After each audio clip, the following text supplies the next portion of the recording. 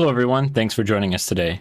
We're going to get the show started in just a couple moments. To everybody watching on Facebook or even on YouTube, consider sharing the concert on Facebook. It is a small way to show appreciation and the best way to grow our little community. A reminder that, as always, Don's live stream is free to all, but if you'd like to make a donation, there is information in all of the chats as well as on screen to do so. Thank you for your patience. We will get the show started shortly.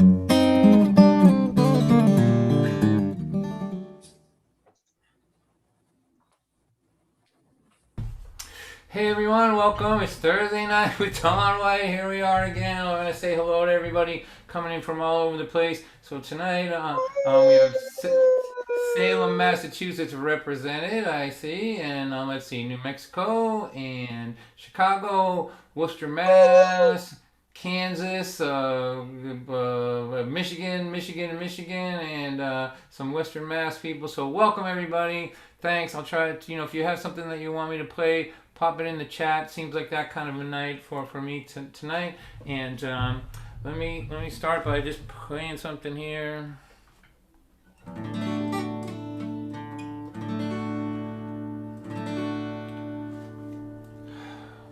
I've got $300 bills that are all brand new. They are begging me to think of something cool to do. How about I'll take you downtown, spend them all on you. I don't want to stay home tonight.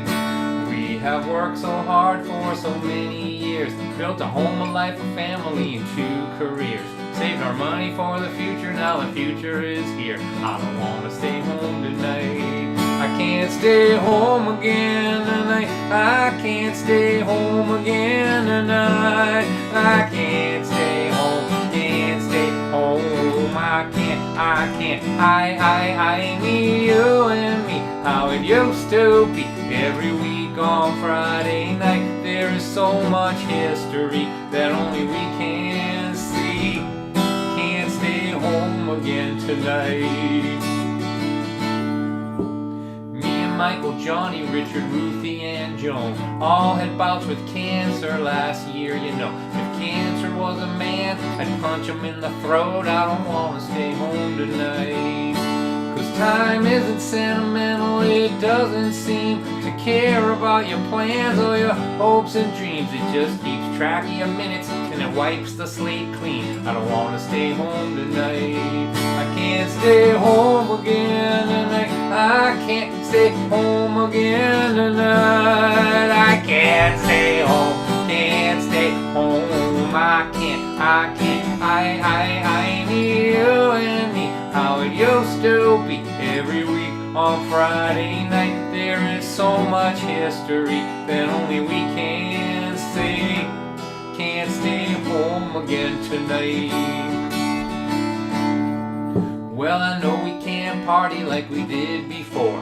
Can't stay out till 4 in the morning no more. But the house is paid off and the kids are all grown. What the hell have we been working for?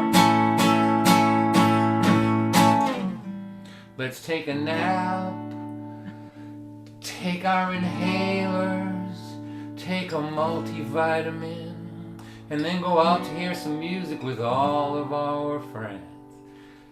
who didn't die from the way we used to party back then.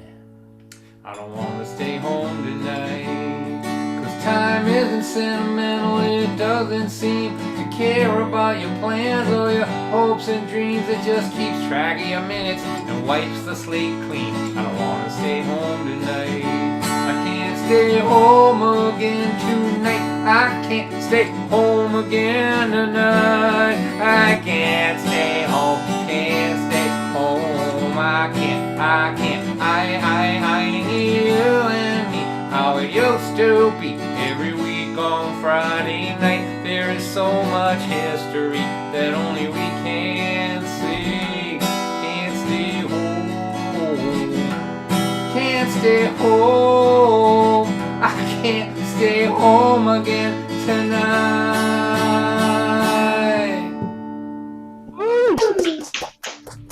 And the crowd goes wild. The crowd is going wild.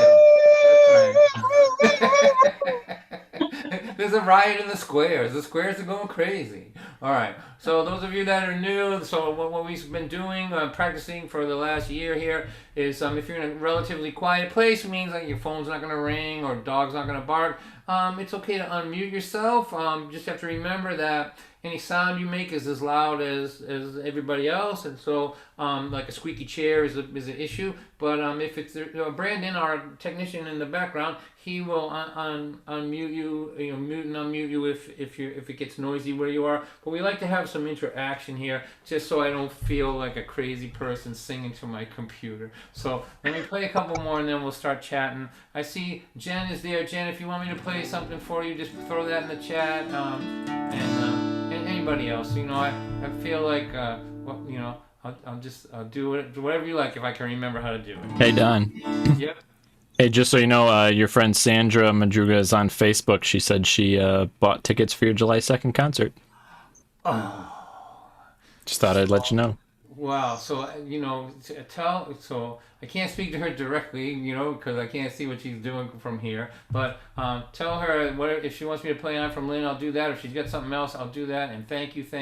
So I'm playing my first show in front of a real audience in the Tupelo Music Hall in Derry, New Hampshire on July 2nd. I need people to come to it, and I'm going to have a lot of pent-up entertainment in me. I can't wait to get out in front of a real audience. It's a drive-in show, so people are outside in the parking lot, and the stage is outside, so it's safe. They also have alcohol if that's your thing. In my show, I understand, gets much better the more that you drink, and there's food there and all that. So July 2nd, it's a Friday night. If you want to help spread the word about that would be great. So Sandra, if she wants something, so you keep an eye on her and see if she wants me to play something. Otherwise, I'll just go with the one that I know that she likes.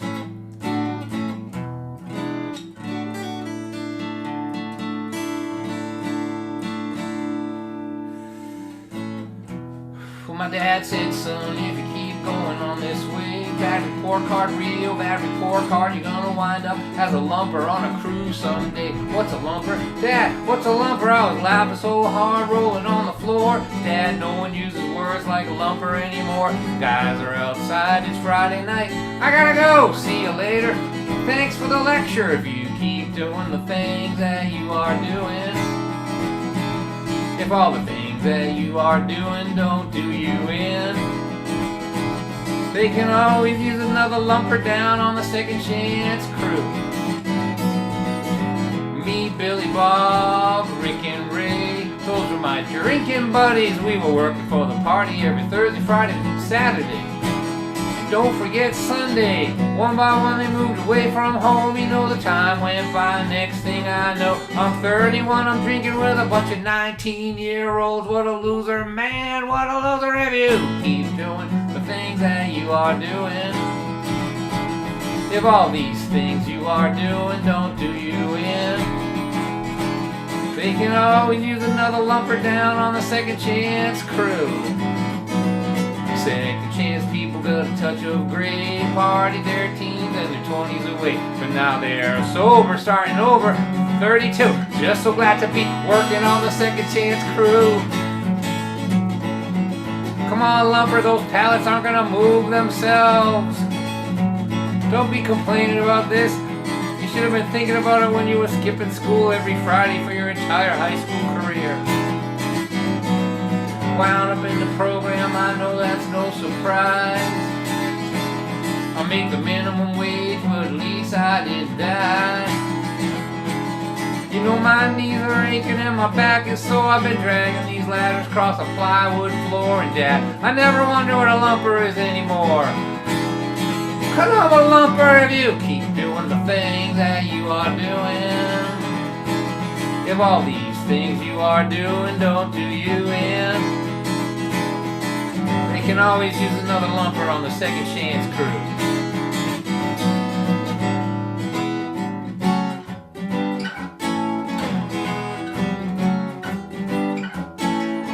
Smoke it and drink it and puff it up your nose while your education goes up in smoke. And when you're in your 30s and the party is through, we're saving you a seat at the meeting and a job lumping on the crew. Saving you a seat at the meeting, seat at the meeting, a seat at the meeting, a seat at the meeting, a seat at the meeting, and a job lumping on the crew. That's what's waiting for you, a seat at the meeting and a job lumping on the crew.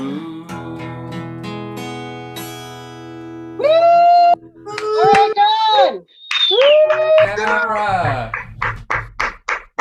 Sarah, how are you? I'm okay. We just got an alert for a fire, though. Yikes. Just got what? An alert for a fire.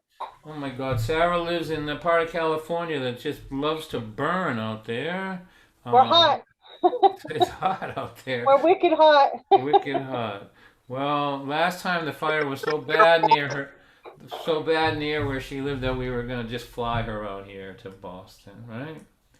So keep us informed about that. Those of you watching on other platforms, if you want to come over here into the Zoom part where people can yell at me in between songs and stuff, you're welcome to do that.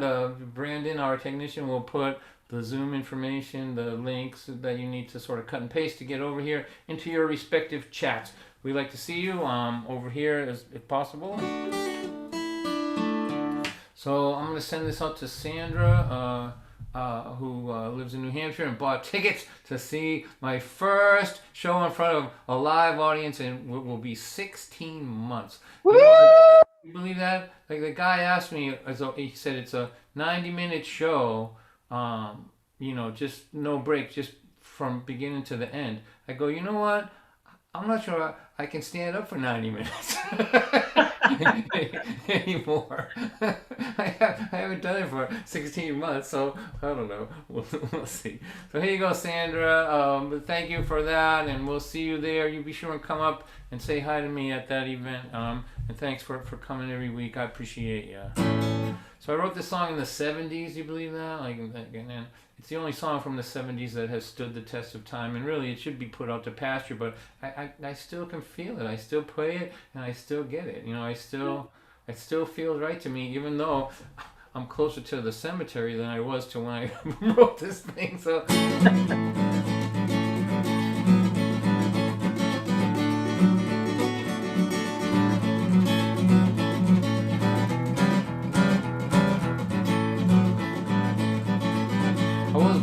city of Lynn, home of the first turbine engine. And as if that wasn't enough, it's also the home of marshmallow fluff. You can travel the whole country, you'll never find a bigger fluff factory. I'm from Lynn, what can I say?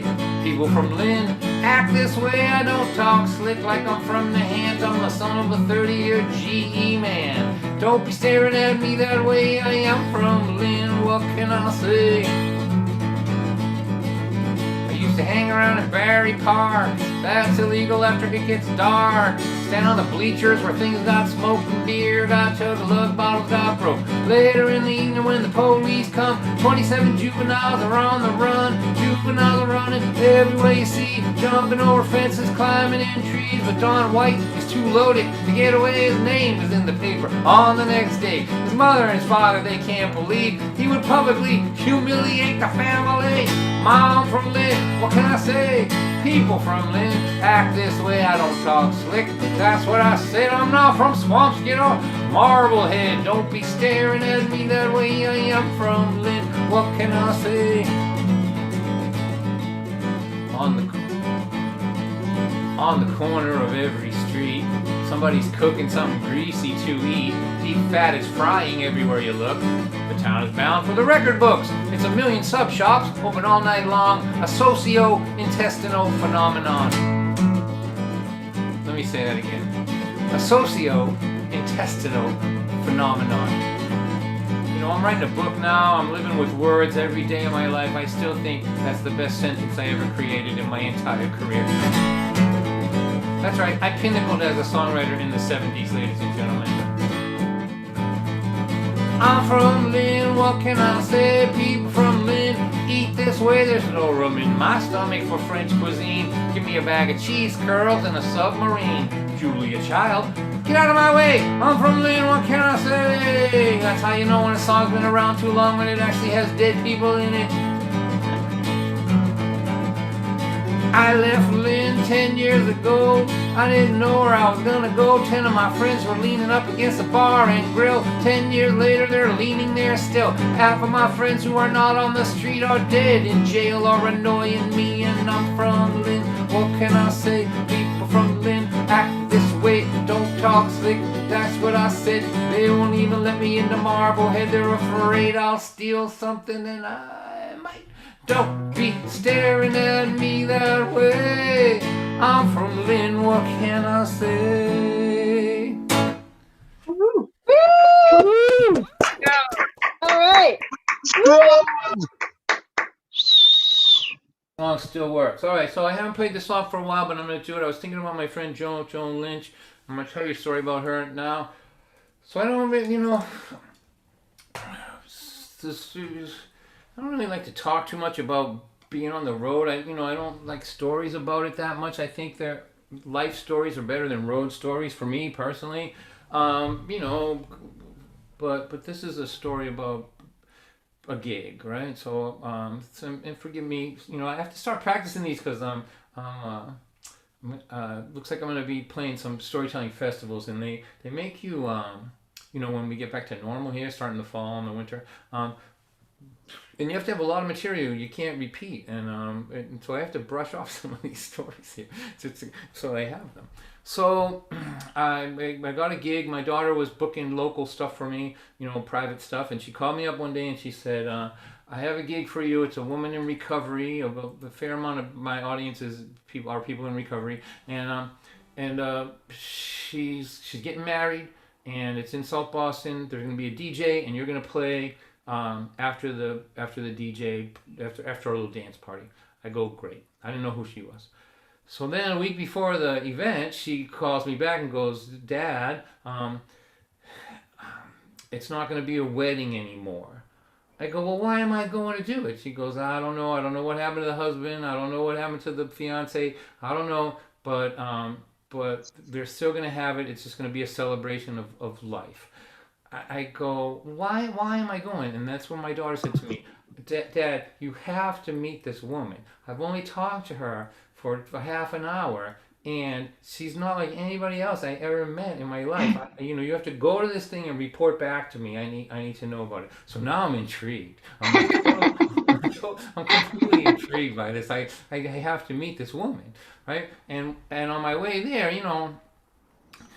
I can be guilty of thinking that I'm smarter than I am, like usually on a daily basis, but with some regularity. And so I assumed that I would be able to see the facade in this woman. Like she was going to get married. Now she's not going to. She's just going to pretend that it's okay, and I'll be able to see that, and I'll understand it, and we'll proceed accordingly. Well, I get there and I meet her, and I can't tell. I'm looking at her, and she looks just as happy as if it was her wedding. And I'm like, am I missing something here? Am I losing my stuff? Am I losing my skill set? Am I like missing a step here? Am I like I couldn't understand it? And she just completely charmed me, completely. And so the first thing that happened after we talked a little bit was she had these shoes on. They were like ruby red shoes with like sparkling diamonds things on them, right? They like, there was all these sparkle diamond things, like rhinestones all over them. And they were, they looked like she could click her heel and just fly off, right? And so I asked her about them, and so I put my foot next to one of her feet. And I had like a $10 shoe on, and she took a camera out and snapped a picture of it for contrast, right? Like her ruby red, go to Oz shoes, and mine go to work shoes, right? And we're talking, and I'm just like, I'm looking at her and studying her, and she looked to be as in the moment and as happy as if it was actually her wedding, and I just, I was mystified by it. I couldn't understand it.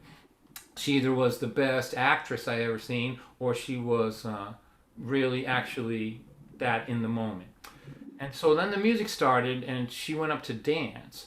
And as she was leaving, she said, and I have stage 4 breast cancer, and it's in my bones.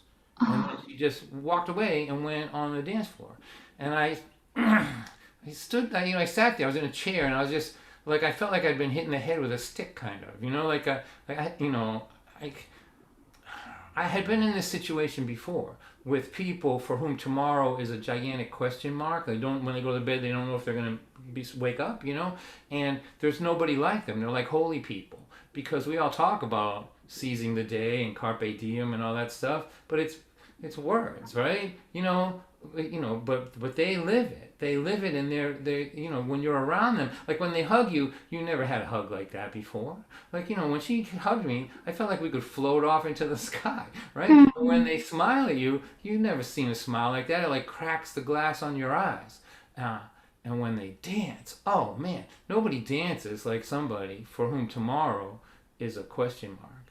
She was just twirling on the dance floor. You know how in a movie sometimes everyone will go out of the way, on the dance floor, and the light will just be on one person, like in a dream, just dancing. It was like that. And like I said, we all know about carpe diem and seizing the day, right? Because I know that other people understand it, because they send me memes all the time telling me to seize the day. I have to tell you, the irony of getting a meme, of somebody typing a meme to seize the day on a computer in their room while they're not seizing the day is not lost on me. Okay, I fully understand the ironic, the magnitude of the irony in that situation, right? And so the next day, I wrote this song for her. And I became her pal. She was my pal. Her name was Joan Lynn. She didn't live about 2 years after that, I don't think. But she would come to my concerts all the time. All the time. One time, she came to a Club Passim show right from the hospital. Like, unplugged herself. And they were like, you're having treatments. She's like, I'm going to see Dawn White. And she came, she showed up. And when she got there, she was so beautiful. She dressed so beautifully. And she was really sick. At this point, she didn't live a lot longer than this. But she had she dressed up, and she had like this multicolored purple scarf on. And I asked her friend about it, and her friend told me that even if she had 1 good hour a day, she always wanted to dress beautifully so that people wouldn't worry about her. That she may go right home and, be sick, the kind of sick that you get from treatments and that. And so I feel like when you say these people's names, it's a good thing, So her name is Joan Lynch, and this is for her. It's called Last Dance. She told me she was stage 4. She walked onto the dance floor just like it was the last dance of her life.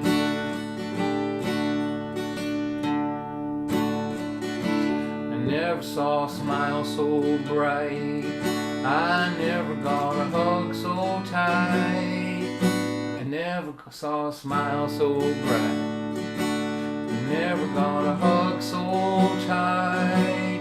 Never saw a dance hall light illuminate a soul so bright. These eyes have seen a lot of things, but they never saw angel wings till they watched a woman dancing like it was the last dance of her life. Like it was the last dance, like it was the last dance, like it was the last dance of her life. I know that people love the old cliches, how everybody ought to seize the day. They post them on their social page every hour of every day. But you gotta love the irony of sitting down at a computer screen, posting carpe diems day and night, while your life goes passing by. I never saw a smile so bright, never got a hug so tight. I never saw a dance hall light illuminate a soul so bright.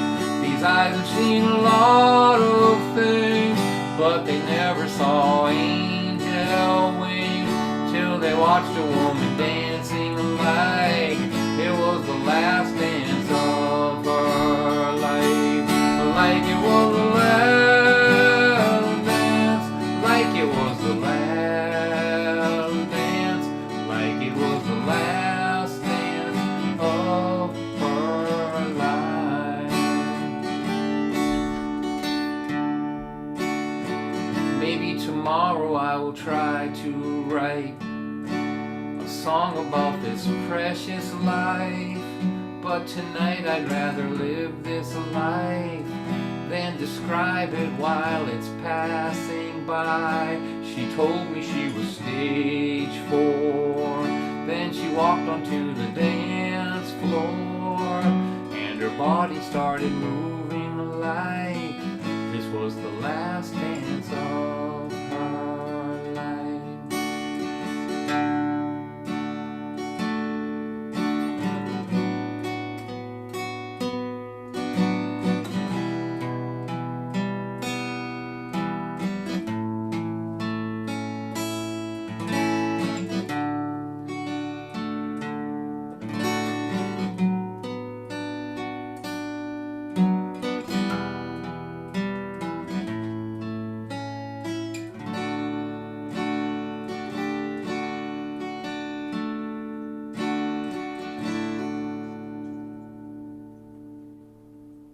Beautiful, John. Woo! Good job, Beautiful. guys. Beautiful. Thanks. Now I'm all emotional and shit.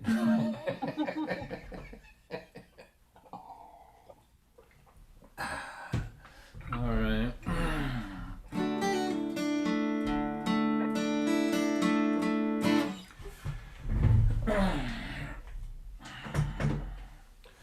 Let's see, do I have all of this thing here? Let's do this.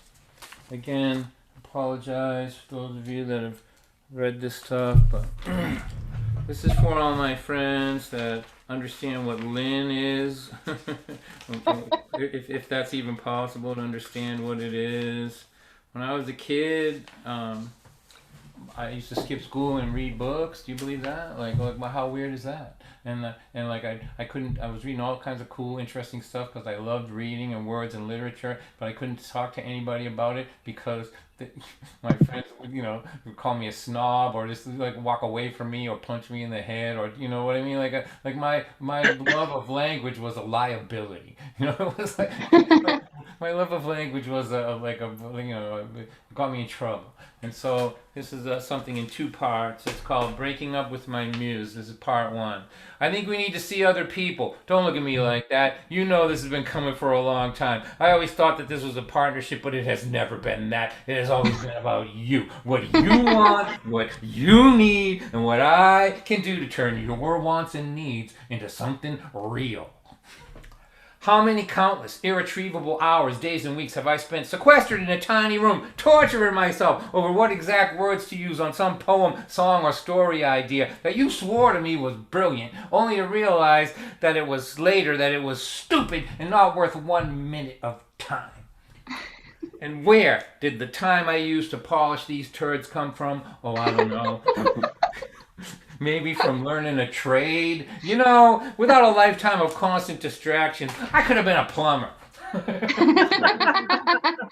I could have made $50 an hour and been nearing retirement with a full pension. And let's not forget the alienation. You made me skip school at 15 years old and sit in Lynn Woods reading Siddhartha. Why? You knew I had to live in this town with the sons and daughters of football-loving proletarians for whom the suspicion that I might possess even a modest vocabulary was justification enough to kick my artsy ass. Remember that job I had paving driveways that summer in Maine with that crew of the newly unincarcerated? How long did it take them to figure out that I was a weirdo that wrote poetry? Hey, Shakespeare, see that girl walking by? Why don't you write us a sonnet about how good her ass looks? Ah, ha, ha, ha, ha, ha. I have suffered merciless harassment and alienation and have been surrounded and tortured by disproportionately empowered illiterates all of my life, and I'm sick of it. I'm breaking up with you, Muse. Never call me again. Now that's part 1. Yeah. Don. That's part 1. This is part 2. It's called Apologizing to My Muse.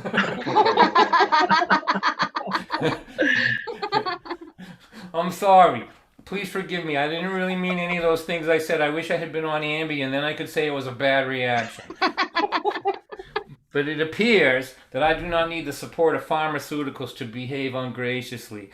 So I have no choice but to own it. I'll understand if you never speak to me again, but just hear me out. The alienation that you filled my formative years with forced me to become an astute observer. Initially, it was a survival skill that allowed me to predict and elude violence that might be coming my way, but later that attentiveness helped me to become a writer who could occasionally create work that resonated. I suppose I could go on about our creative accomplishments and the fulfilling and interesting life we have created, but all I've been able to think about today is the word home. When I was a boy, and my dad was whiskey drunk, I would be awakened from the sweet dreams of youth by angry voices, and there, in the vulnerable, half-conscious twilight between dream and day, as I was free-falling toward the awakened world, and before I could don the armor my mind had created to shield my unhardened heart, I knew the terror of a rabbit being carried to the fox den. At the moment before transitioning to the physical world, I would feel that you, my inner voice, my trusted consigliere, my hiding place, my brilliant and tenacious enemy of conventional wisdom, were there beside me. And through the comfort of knowing that you had watched over me as I slept, I would hear your voice whisper into my undefended dusk one single word: home. On the walk to school those mornings, we would write songs and stories, and I belonged, not at the house I slept in, not at the school I attended, not with the children that I played with, but with you. Because of you, home has been with me for every mile of my life's journey. Thank you for the survival skills. Thank you for the unique way of seeing the world. Thank you for the ability to describe my world in a way that resonates. And thank you for a home that knows no walls and from which I hopefully will never be evicted. Woo! Beautiful, Dawn. Beautiful. Woo! Thanks. Beautiful. So that's one of my. So I get bored with myself as a writer. I know we have people out here that are writing. Let me just tell you this. Like I have to think of things to do as a writer that entertain me, and that's one of the things that I've been doing for the last few years. Front ending the thing with humor and laughs, and then letting it fall into serious things, serious and heartfelt things. It just keeps my attention. You know what I mean? Like as when I'm writing it, I'm like, okay, we can do both of these things here, right? You know, the idea that you have to be just funny, that was, you know, back in the day, as I understand it, you know, in Greenwich Village, you could go to a coffee house and see a comedian, a poet, a folk singer, and they were all kind of mixed together. And then, you know, people were okay with that, you know, with different experiences on a night out. There was some guy with a cigar, a club owner, that said, you know, if we got rid of this poet and this folk singer, we could have a good comedy club here, make some money, right? But nobody ever told Charlie Chaplin that he couldn't be funny and sad or serious in the same movie. Have you ever seen the movie The Kid? It's a silent movie by Chaplin. It is so funny and so heart-wrenching, you know, side by side all the way through. And so Yeah. I like that. Go ahead. Who's saying that? Anybody? All right. You know, so you know, the problem with it from a business point of view is nobody can market you. Is he a comedian or is he not? Why is he making my girlfriend cry? I thought this was a funny show. Whatever, right? So I'm unmarketable. That's my thing. Hey, Don, Yes, sir. listening to you talking before with your Lynn accent, I've come up with a new character. His name is Sid Arthur. And he's like my main character, hero character, Sid Arthur. Yeah, Sid Arthur, you know? Awesome. Yeah. The way you said that was like, I actually heard it as Sid Arthur, and I was like, who's Sid Arthur? Oh. Sid Arthur. Yeah, Sid Arthur, you know, Sid Arthur. Dude. I just wrote this passage. I told this story about maybe I'll read that later if I have time. I just wrote a passage about when I was working in Lynn before I left to go hitchhiking on the road. I had a job on a crew, and my boss was named Mickey. He was an old Irish Lynn guy, and he had the thickest accent, and he was full of wisdom. Do you know what I mean? Like he was full of Lynn wisdom. Hey kid, come here. What are you doing? Come here. I want to tell you something. Be like that. He's like, you know, you're from Lynn. You know, you might have to work with the public sometime. He was saying this to me, like, seriously, he was concerned about me. Like, you might have to work with the public sometime. And being a kid from Lynn, you know, you're, somebody tells you that they don't like what you're doing, like you're in somebody's house and they don't like your work, you know, being a kid from Lynn, you're going to want to tell them to stuff it up their ass. He said, but you can't do that. He's like, no, he was serious. He's like, you know, like I was going to do that. Like, you know, he's like, no, you can't. Like I'm telling you, you can't. You have to not do that. He said, this is what you do. When they say that they don't like what you're doing, you put your hand on your chin like this and you say, I'll get back to you on that. Then he put his arm around me and he goes, it means the same thing. That's good. Funny.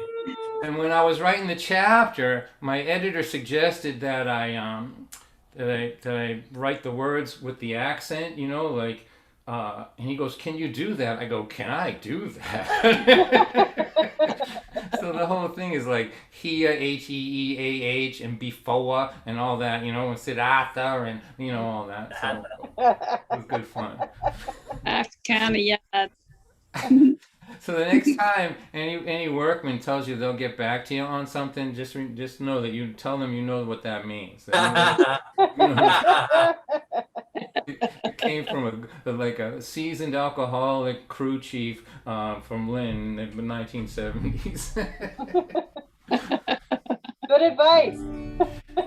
He was amazing. Like that type of guy is gone now. Like at that time, Lynn had more bars, more neighborhood bars per capita than any of the surrounding towns. Like every neighborhood had a bar, and we would go out and work on line, like repair telephone lines, and as soon as we got to a spot in the city, any part of the city, he would disappear for 3 minutes and then return. And I asked one of the other guys what happened. He said he knows every daytime bartender in the city. Everyone. He's trained them all, right? And as soon as he opens the door, they pour a shot of Old Tom, and by the time it takes him to walk to the table, to the bar, he had the money in his hand plus a tip, put it on the thing, chuck it down, go back to work. Like it'd take a minute, 1 minute, any place in the town. Yeah, and I was thinking, like, you know, that took a lot of energy, like, and a lot of focus and a lot of determination. If he'd have devoted it to ending world poverty, there wouldn't be a hungry person left on Earth, probably. All right. I don't know. I'm totally off script tonight. Good. Still networking.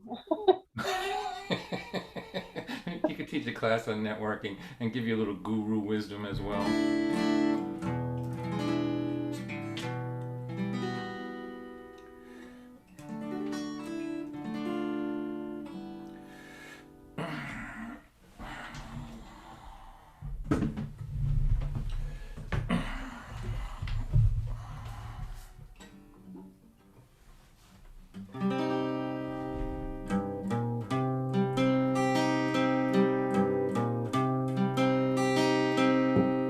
All the work gets done in the valley. All the money rains down on the mountain top. When the money trickles down to the people in the valley, it's only one little drop to feed the family, one little drop to pay the medical bill, one little drop to pay the mortgage to the banker who sold it to the man at the top of the hill.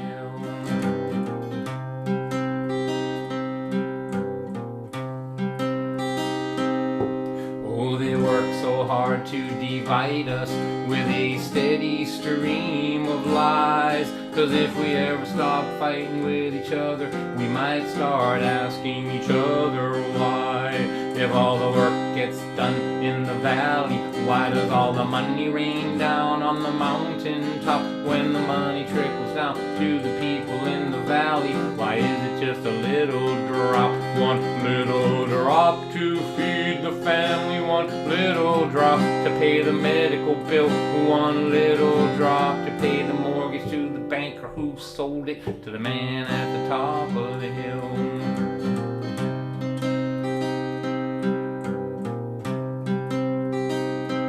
Just keep buying those politicians and those TV newsmen too. Make them say every day that my problem is my neighbor, when I know that my problem is you. Just keep lying about corporate tax breaks, how the jobs are gonna trickle down. But every flood beware of the day that when the people say that they are sick of being trickled on. One little drop to feed the family, one little drop to pay the medical bill, one little drop to pay the mortgage to the banker who sold it to the man at the top of the hill.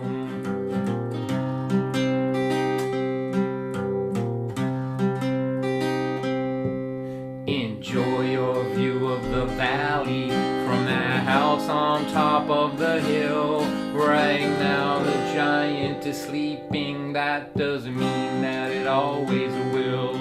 Cause when the sleeping giant starts moving, it is impossible to stop. You know every flood that ever washed a city away started with a little drop. One little drop will start an ocean, one little drop will start the rain, one little drop will start the flood that's coming to wash the gilded city away. If all of the work gets done in the valley, why does all the money rain down on the mountain top? When the money trickles down to the people in the valley, why is it just a little drop?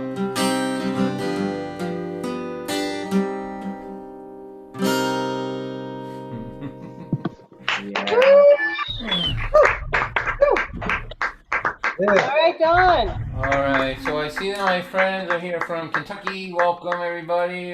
So that's Thelia. There she is. Thelia is well, no, she's not my youngest fan. But Jen's daughter is. But Thelia's a good fan, and she comes from Kentucky, and she requests this song here. I'm gonna play it for her. It's called "Psycho Mom and Dad." It's a song.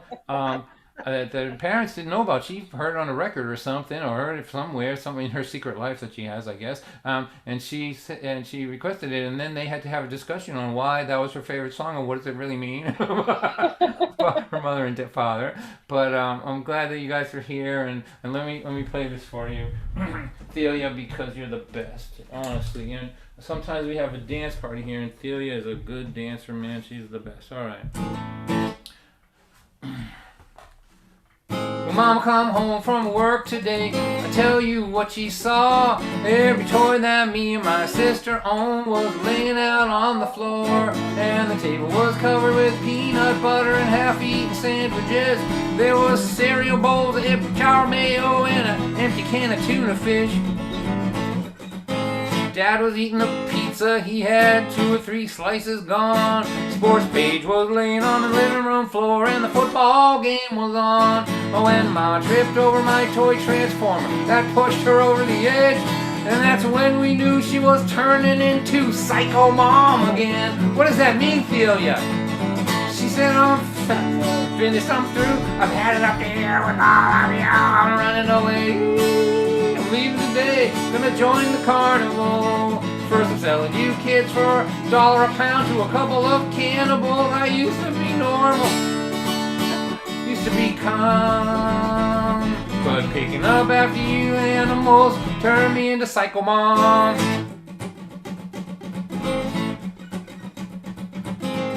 For an hour our mother and Ma was working, Dad was babysitting us the other night. My brother started yelling at each other and we got into a fight. We were punching, kicking, scratching, pinching, pulling each other's hair. And just about the time we knocked the TV over, we saw Dad standing there. His blood was bubbling, he didn't say nothing, he stood there at the door. Me and my brother took a look at each other and we looked up from the floor. And Dad started to scream like a wild banshee and started pulling out his own hair. And that's when we knew he was psycho too, and we better get out of there.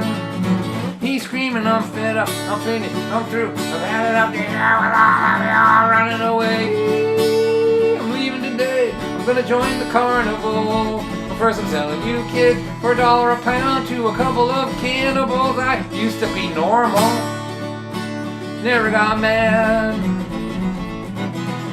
Babysitting you animals that turned me into Psycho Dad.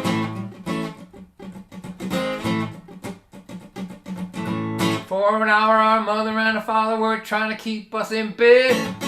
Me and my sister never ever miss a chance to play with their heads. We were using every excuse in the book to try to keep from going to sleep. She said, I'm thirsty, I said, I gotta pee. She said, I forgot to brush my teeth. Just got done with that classic one, upon this fateful night, where you say it's too dark, they turn on the light, and then you cry, cause the light's too bright. And my right bug down Dad's head exploded, and they both climbed up the wall. You should thank the Lord that you were not born to Psycho Dad and Mom.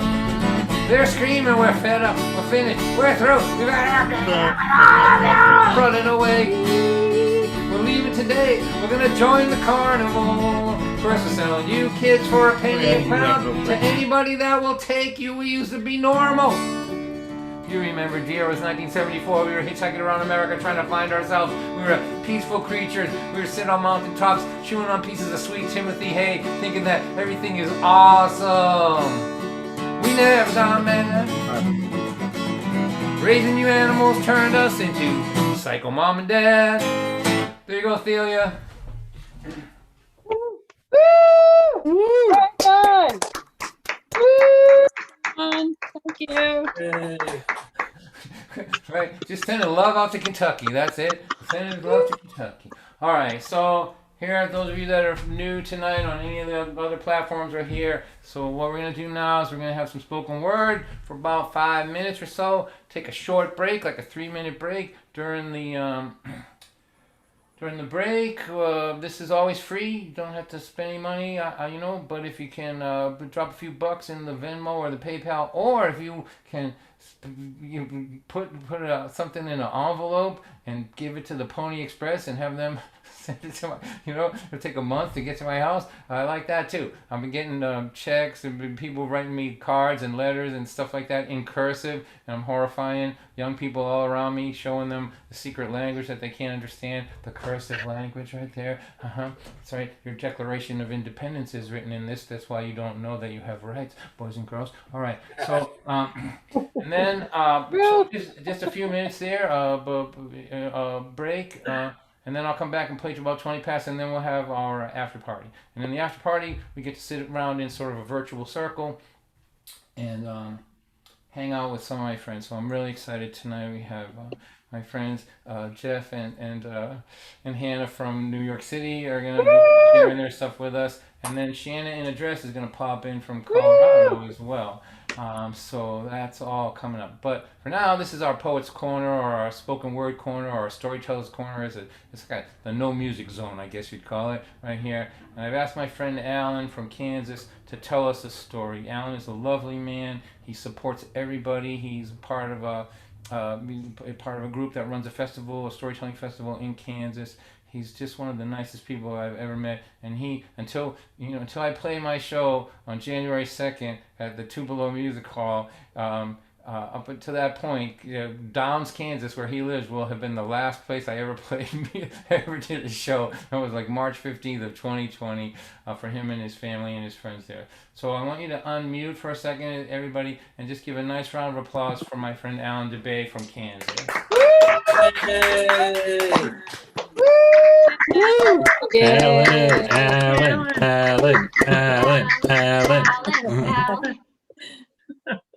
Thank you. I thought I'd just share this little story with you today. And it all started off on an ordinary day until I woke up. You see, when I woke up, I heard this little tiny voice. And I looked all around, but there was nobody there. And then I looked on the floor and I saw this little tiny spider. And I knelt down and I listened, and this is what I heard. Hello, I'm Miranda.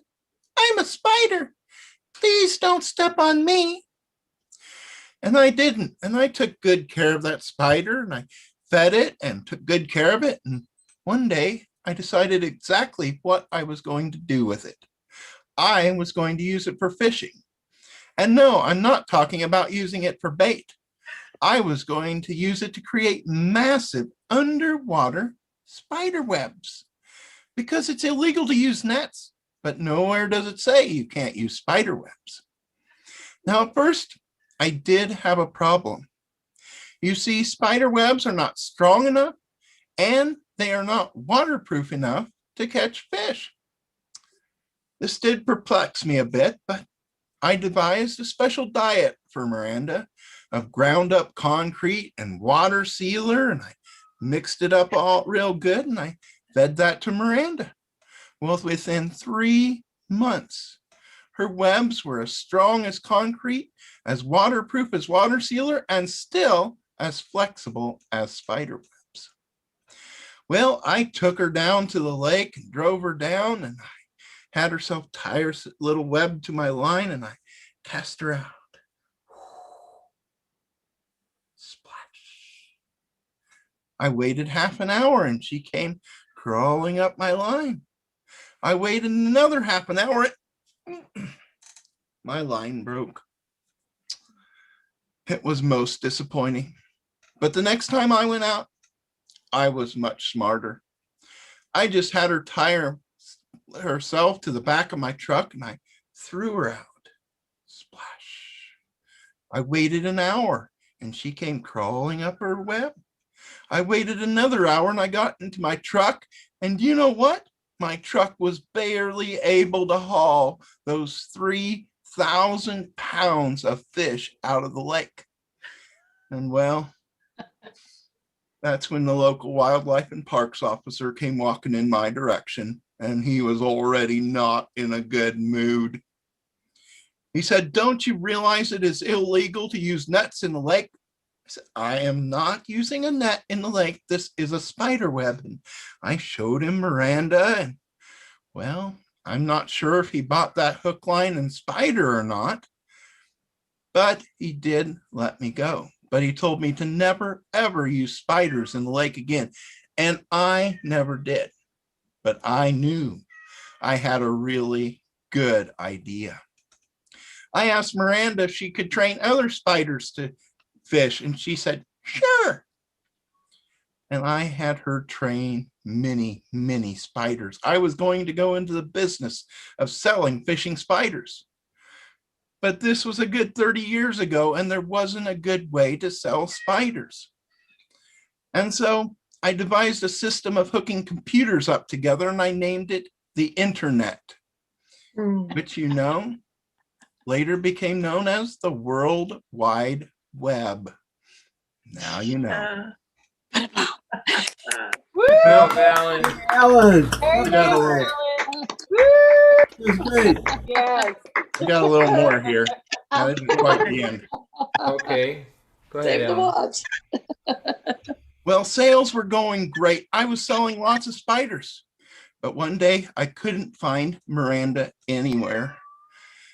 I got on the phone next week and called everybody up, and I finally found the person I had sold Miranda to, someone for the equal rights of insects and arachnids, and that person was looking for me for improperly feeding these spiders. Well, a couple of weeks later, the police arrived at my door, and they read me Miranda's rights. Oh,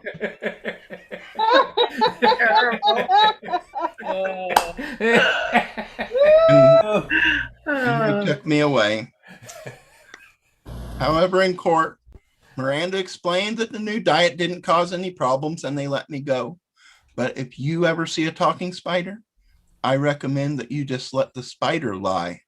Or, as Miranda would say, "What a tangled web we weave when telling stories that are oh so hard to believe."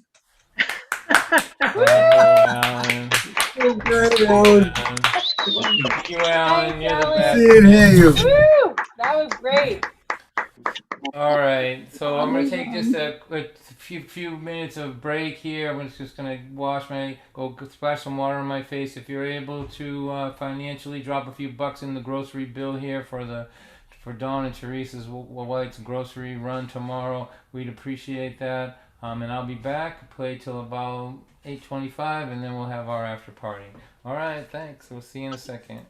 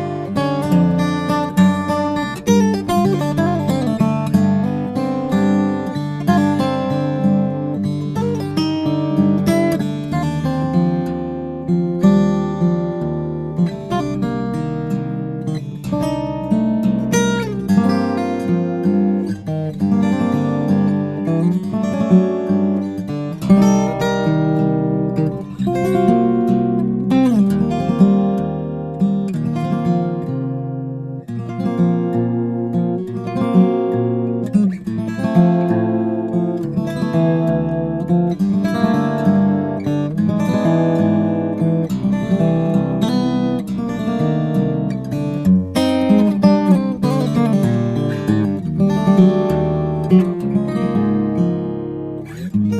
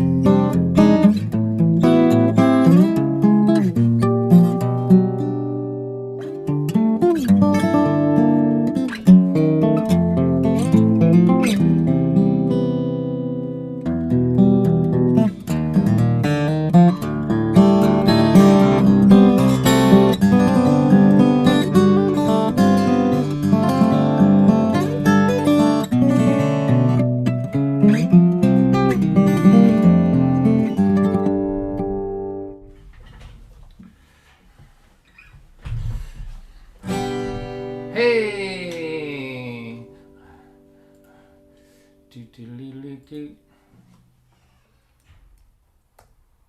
Can you hear me, everybody? Yeah. All right, good deal. Nice to see you. Yes. All right, here we go. I sat around with a bunch of stoners. I listened to them talk all night long. They were sure that their conversation was deep with meaning. They were wrong. 'Cause when you smoke it, it makes you stupid. I thought you knew it, but I was wrong. We're not having a conversation. This is nothing at all. My friend Harry, he lit up a fatty to celebrate my brand new job. I watched his brain float out of my window. He left me talking to an empty block. 'Cause when you smoke it makes you stupid. I thought you knew it, but I was wrong. We're not having a conversation. This is nothing at all. What if our whole life was just a dream, man? What if we're dreaming this right now? I forgot what I was just saying. Let's order pizza.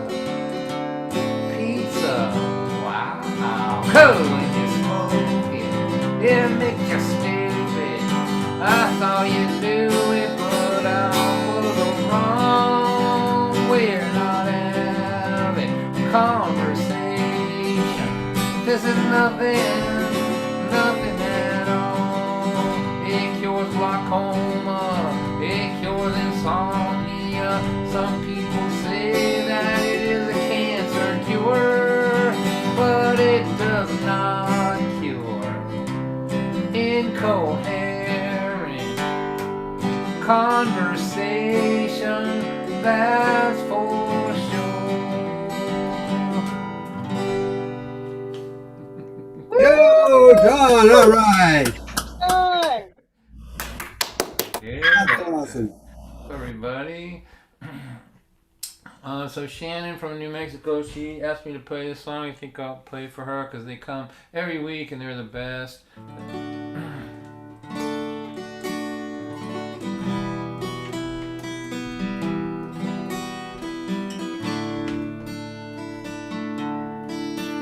In my living room, I have a crazy box. It shows me scary things and it talks and talks.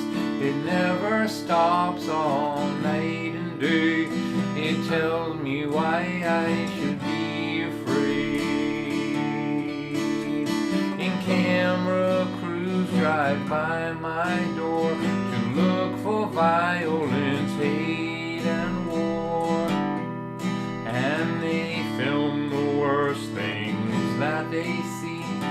crazy box shows them all to me. It says, be afraid, stay here, be safe, don't go away to that other place. It's cold out there and the wind will blow. What we really mean is we need you so.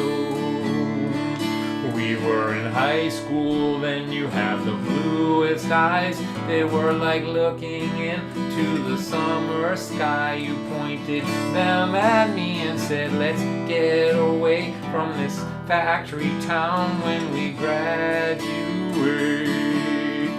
And so we made a plan to go on the road to discover what our future holds. And when we told our friends and families, almost all of them said to you and me, be afraid, stay here, be safe, don't go away to that other place. It's cold out there and the wind will blow. What we really mean is we need you so.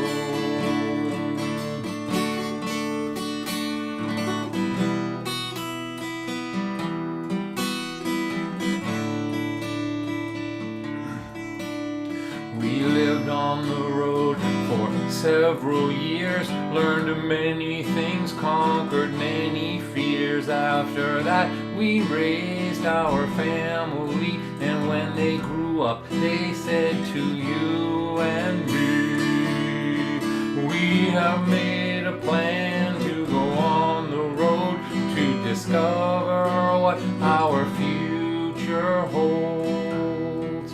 That's when the summer sky began to cry. I saw the rain fall down from the bluest eyes.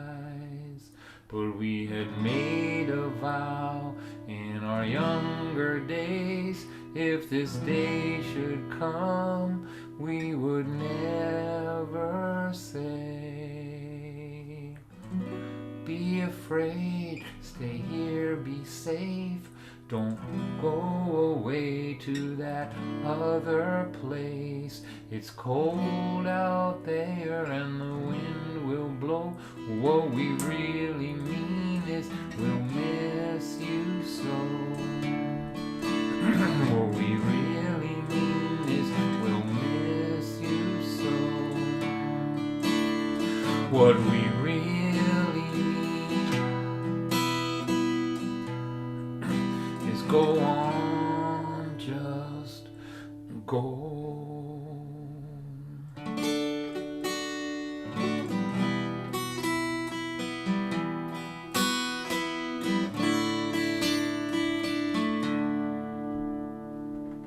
Beautiful, John. Beautiful. Oh, that's beautiful. John. Thank you. Thank you. So Don, I got the same advice when I went on the road for 3 years. Guy, this last guy I was doing a house party in Texas. No, don't trust anybody. And I'm like, that's your advice for me going on the road? Luckily, I'm smart enough not to listen to assholes, but anyway, I listening to some of your older work, and I found these, which I'd heard, it's just a really nice. Thanks, Shannon. I've been writing about this. I've been like I swore I wouldn't talk about my time hitchhiking on the road. Like I hitchhiked to Alaska when I was 17 with Terry. Like that's what I was writing about yesterday. Like if you left from Tucson, Arizona. So if you filled up a brand new Winnebago, brand new, with every amenity that you could have, and you just told somebody that you were going from Tucson to Alaska, they would say you were adventurous, right? If you were 17 and you said, I'm going from Tucson to Arizona, I have no money and no car, I just assume that people will pick me up and carry me all the way there and all the way back, they wouldn't call you adventurous. There'd be some other word for that, wouldn't there? And like, aside from the fact, aside from the the annoying fact that we did it, it's really not possible. There's no argument you can make to do it, but we did it, and we traveled the country on the wings of the generosity of strangers. I mean, we met some jerks, but I'm from Lynn. The percentages were much higher here. The percentage of jerks that I met here that I had to deal with, nobody that I met out there was worse than what I had to go to school with or what I had to deal with walking down the street. And I think I knew that when I left. I mean, there were, it's just the same kind of problems, but freedom. One of the things that I wrote yesterday was we decided to go to this concert, right? Here. We're in Arizona. I'm 17, she's 18. We pick up a magazine, an underground magazine off the ground, and it's because no internet, no like information. You had to pick it up off the ground and read it in those days to find out what was going on. And it was a concert in San Francisco called Snack Sunday. It was a benefit at Kezar Stadium with the Grateful Dead and Santana and Jefferson Starship and the Doobie Brothers. Bob Dylan was rumored to appear, Neil Young, all that, and so I said to her, if we leave in an hour, we can make it there. We can get there probably just before if we hitchhike all night from it's like 700 miles, right? And she said, okay, let's go. And then what I said to the readers and when I was writing, I said, if you want to know why we subjected ourselves to sleeping under bridges beside, human beings of questionable character for 3 years, ask yourself this question. Could I put this book down right now, pack a bag and go wherever I wanted for as long as I wanted right this minute? And the fact that the answer is no to almost everybody, I knew that. I knew that the world wasn't designed for spontaneous, unlimited freedom, and that I was going to overcome whatever happened to sleep wherever I had to in order to get to gather up as much of it as possible, because the window was closing. The long tentacles of a day job were just every time I looked around, they were like pulling on my hair. They were coming to get me all the time. And so there you go. Don't be, I would recommend, I don't want anybody to read my book and then go hitchhiking and then get killed and to, blame me for it. I don't think it's a good idea, buy a car or whatever, do something else. But,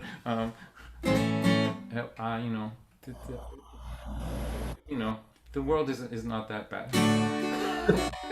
My experience. It's an old world, that was the 70s, a long time ago. Maybe the world is just horrible now. I don't know. But most people were very kind to us everywhere we went. Of course, we were adorable. That helped, And you both still are. I don't think it's John. I think we've changed. Yeah. Yeah. We used to hitchhike to look for a job. Hitchhike, see how far we get in one night and what kind of parties we get. I mean, I don't think people have changed. Just gotten all afraid of all the shit on television. I don't know. I'm just writing about it and I'm remembering all kinds of stuff, like all these people that picked us up and took us home and, treated us well and, all that. So I am, but what happened? I'll tell you, I'm just, there's no script to this. The show's basically over. Now I'm just talking, right? Basically, the thing is that the benefit to it, what I think, is that we had no, we could get dropped off someplace in downtown Los Angeles, smoky, dirty, no place to car to pull over, just the worst place in the world. We couldn't call anybody. If we could, if there was such a thing as a cell phone, they would be 2,000 miles away. We just had to wait until something happened, And so that's the thing that it gave us when big trouble started happening later in life, and people are sick, people get cancer, people, my son was mugged at gunpoint, all these things happen, right? We just were used to sitting back and letting it play out before we panicked, like that's what it taught us, because we had 3 years of having that's the only thing we could do. All we could do is wait to see if somebody helped us, basically, right? And so it's given us a better life because we're calm under pressure, basically, because we had no choice.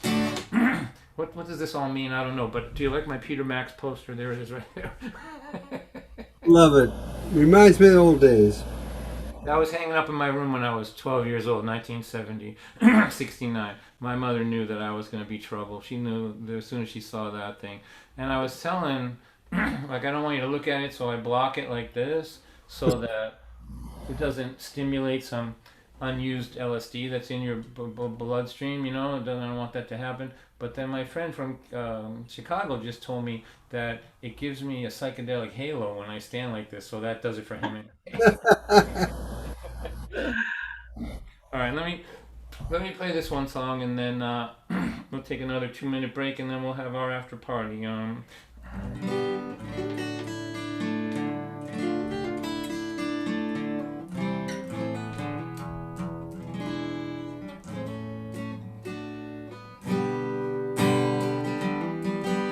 been thinking a lot about my parents, you know, and so this is a song that I sang at both of their funerals. The difficult and beautiful moments in my life, both of those moments.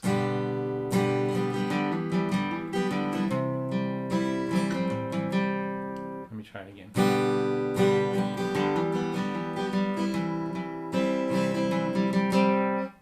One more time.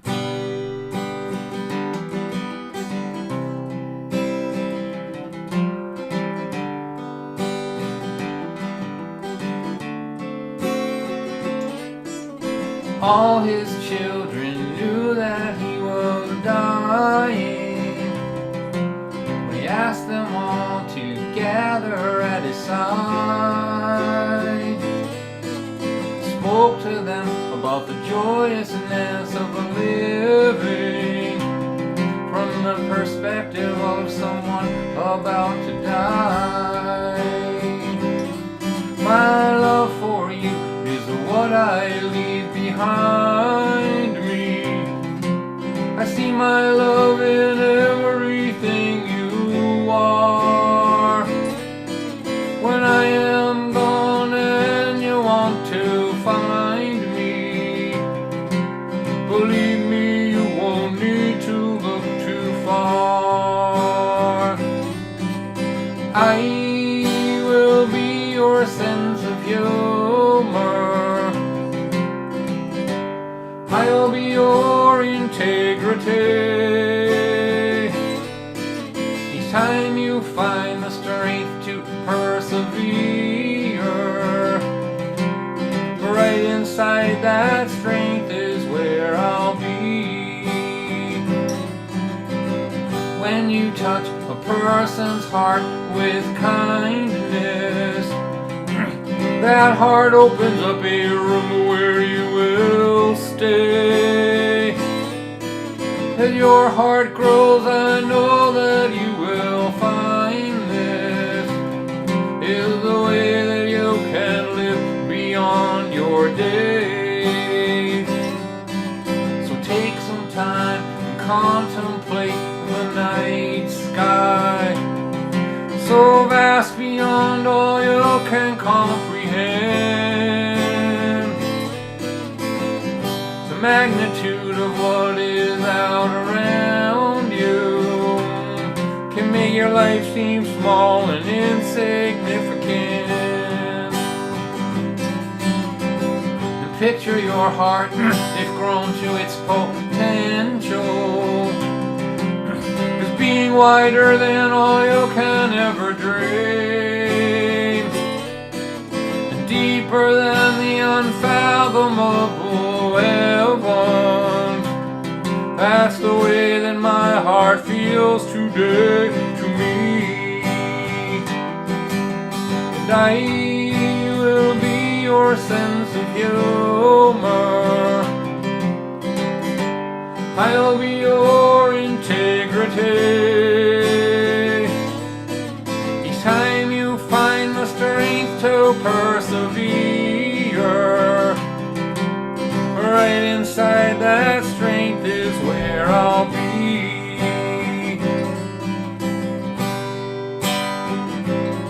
There's really nothing more that I can say now. If you don't mind, I would like to be alone. I want to spend time now in prayer to thank God for all the love that I have known, and for all these hearts where my love has found a home. And I will be your sense of humor, I'll be your integrity. Each time you find the strength to persevere, right inside that strength is where I'll be. That's where you can always go to be with me.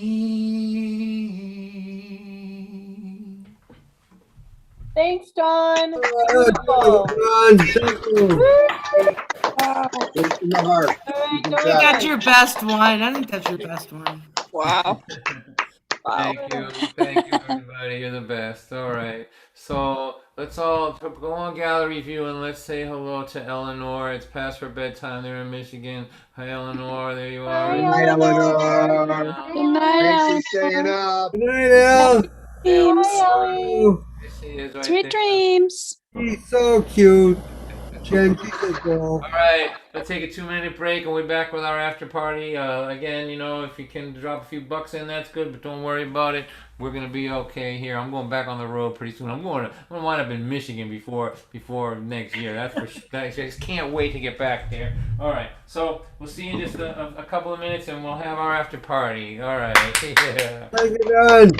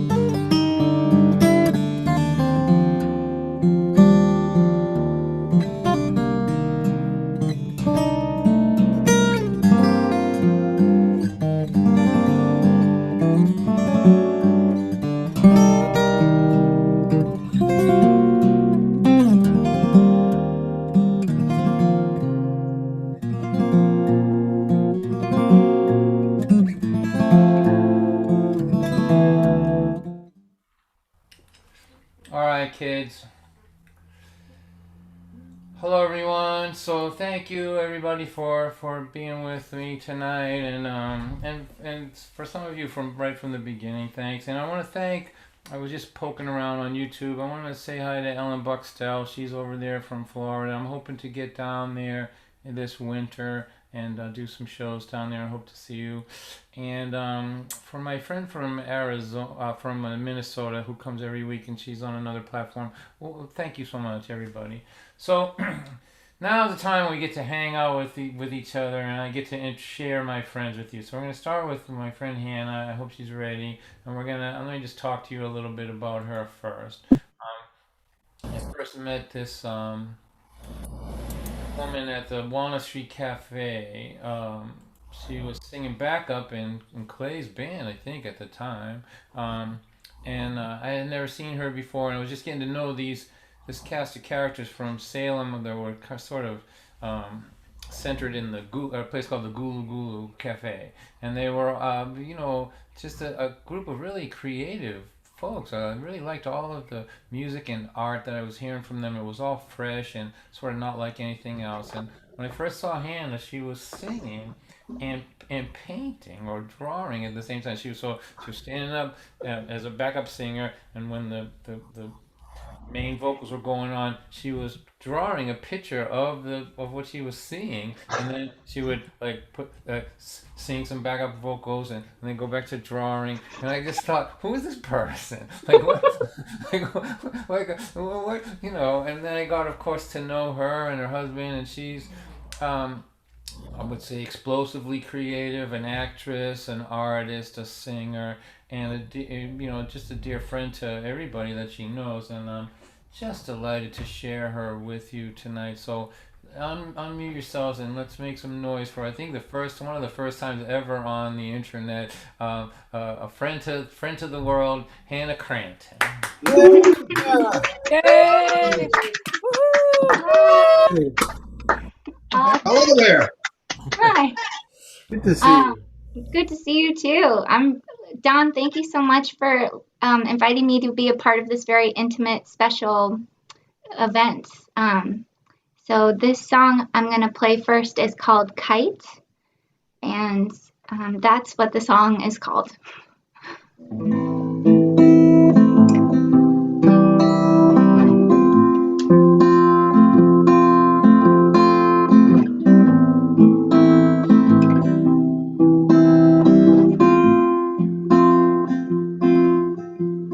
There's a metal screw in the kitchen drawer. I don't know what it's supposed to be used for. I won't throw it away in case I remember. There's a bracelet in the jewelry box. I don't know whether it was given or bought. I won't throw it away in case I remember. You know me now, they knew me then. Sometimes I wish I could do it all over again.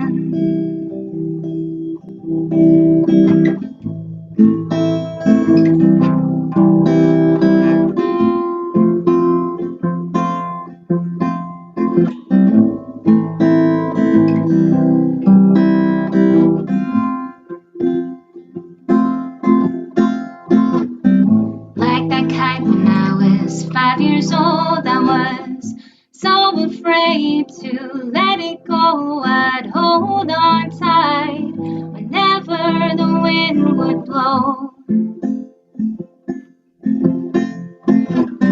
Wrap that ribbon around my wrist so there was no way to lose sight of it, and it stayed with me wherever I would go. You know me now, they knew me then. Sometimes I wish I could do it all over again, and I will not lie, I will not pretend that I am not terrified, that I'm giving in.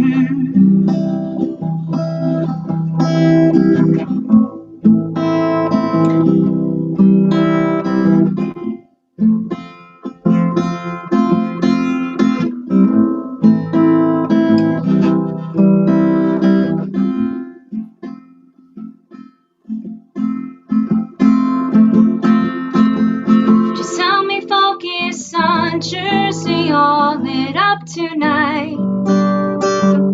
You're probably in bed, tucked in tight, but I cannot catch a wave. My mind's racing, I don't want to think anymore about the times before that don't exist anymore. I am fighting this urge to feed the chaos machine in me. Jersey all lit up tonight, oh, Jersey all lit up tonight. Jersey all lit up tonight. Jersey all lit up tonight. Jersey all lit up tonight. Jersey all lit up tonight. Oh, Jersey all lit up tonight. Jersey all lit up tonight.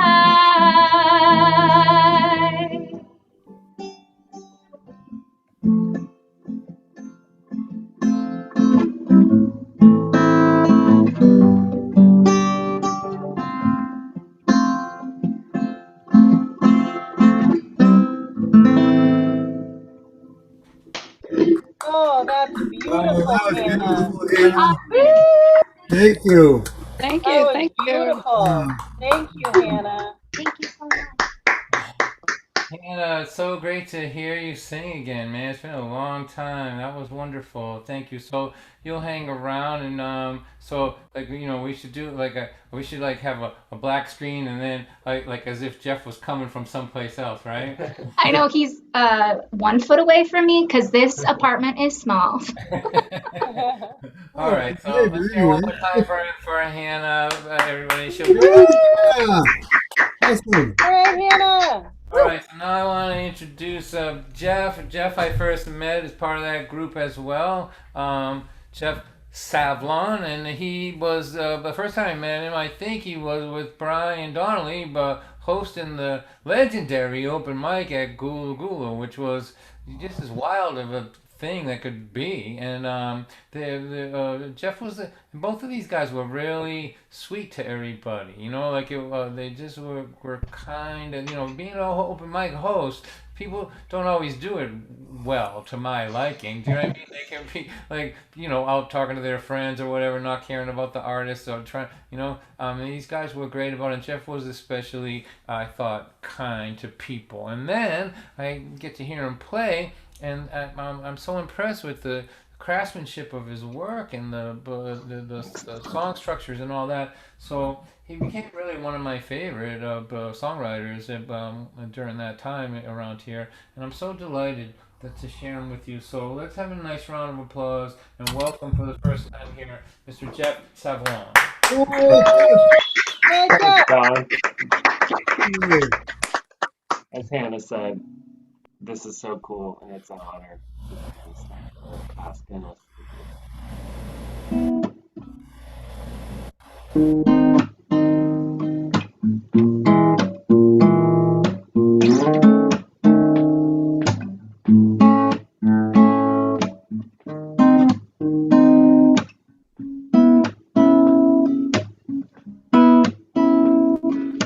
well runs dry, you gotta steal. Pulled all the spokes off of my wishing wheel. The details of my wishes I'll never reveal.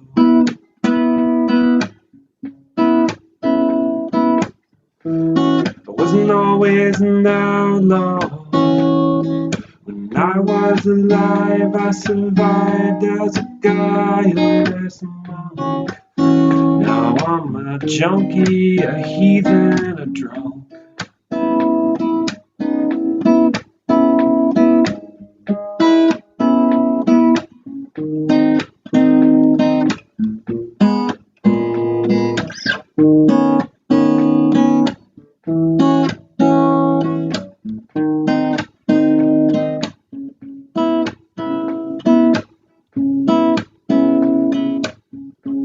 I went down to the Dollar Arcade to find a far-off planet to invade. And hidden up my sleeve was the ace of spades. I was the only assailant. I worked on my own and composed every mode of assault. There was only one outlaw, only one person at fault.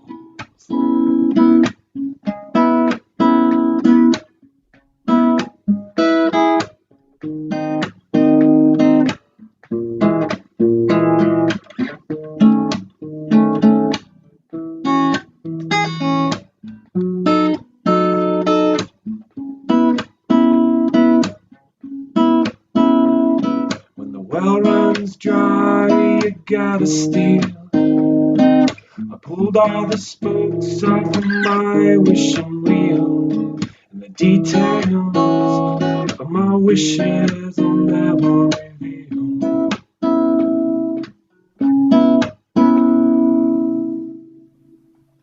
Wow. Wow, Jeff, that was really good. Oh, thank Great, you Jeff. Thank Thank you, Jeff. you. Great job. very much. Wow, that was just amazing. Thank you so much, Jeff. So you guys will hang around and we'll go around a couple of times. Does that sound okay with you, Jeff? Yes, absolutely. All right, one more time for my friend Jeff. There he is right there. Hi, Jeff. Great job. All right. So now, coming in from Colorado, somebody I met when she opened for me in Connecticut a while back, and become a pretty good friend of mine, actually, as far as friends go these days in the interweb, I guess. She's really one of the just a fantastic songwriter and performer. She's getting ready to do a bicycle tour across the country. We'll talk about that later, but for now, let's welcome back to our little gathering the great Shanna in a Dress. Yo, Shanna. Shanna! Woo! Hey. Shanna! Good to see you. So Shanna, since we didn't sound check you, do you want to just play a little bit just to make sure you're okay? Or... Sure. Jeff, I wanted to say it was really cruel of you to be playing all those cool chords and not showing us your fretboard on the camera. It was like, these are my little secret. No. Okay. Ugh, sorry. Whoop, whoop, whoop, whoop. Almost ready. Let's break all the rules. Let's take all the time. Can you hear me? I think your vocal could come up. Is there a way to do that? Or Yep. hang on a second. Brandon, is that her that's making that noise? I'm trying to figure it out. Hang on a second. I was like, I don't need to sound check, and now, isn't that how it always? I think we got it. I don't hear it anymore. All right, so go ahead, Shanna, just a little bit more. So go ahead. Let's break all the rules. Let's take all the time. That'll work. It'll work? Yep, that'll work. What do you got for us? Okay, I'm gonna play this song because it's rebellious and playful, just like me.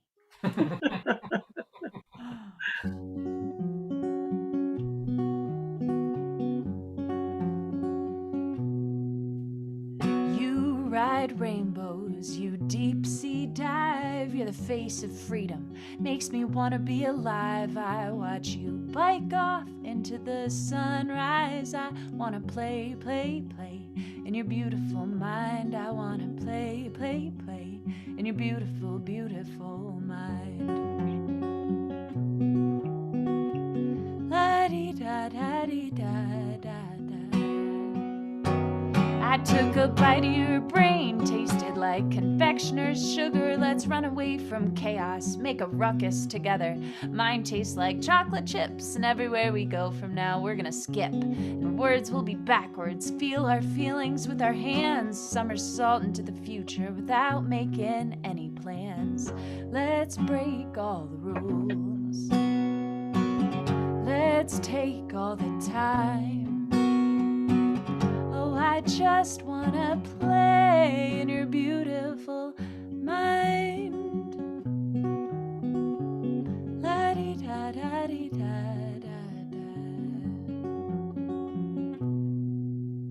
It's Skinny Dipping Monday. Let's get mud in our butt cheeks and shoplift a lottery ticket. I'm feeling lucky. We do tequila hopscotch with a cinnamon stopwatch, scoring all of our points after the buzz of the shot clock.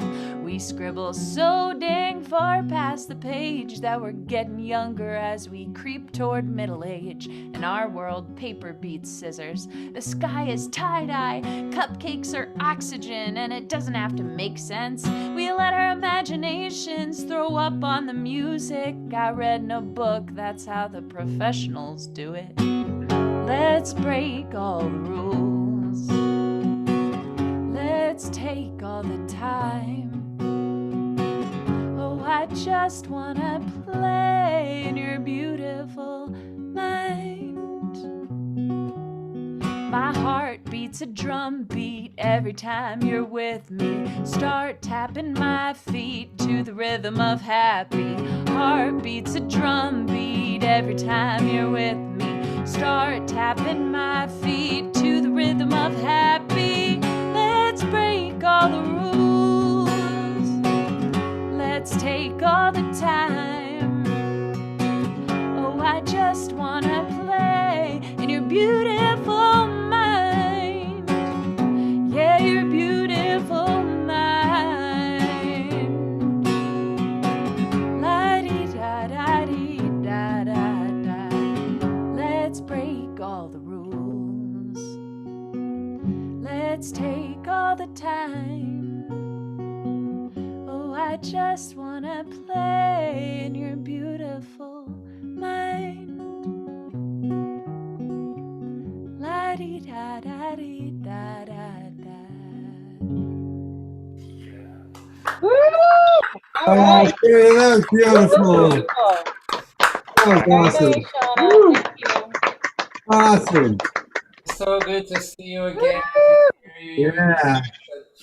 Just a joy to be around. So we'll go around a couple more times, and next time around we'll talk about your tour and how people can help you along the way and all that. Does that work for you, Shanna?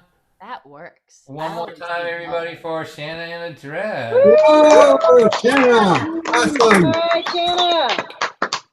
All right, so we're gonna go around a couple times. So we'll try to get Alan back in here to tell another story. But before we do that, I keep hearing this rumor in the chat that this is Tim Mason and Shannon's 20th anniversary. Is that right? Am I right about that, Shannon? Yes, you are accurate. You're not clueless. Been around with that poet for 20 years. Yeah, we celebrated with corn dogs. What does that tell you? You're spending your money wisely, Shannon. Well, I don't know. Let's just make a lot of noise and wish them the best on their anniversary. Hooray!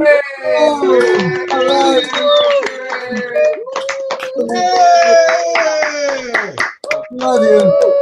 Love you both.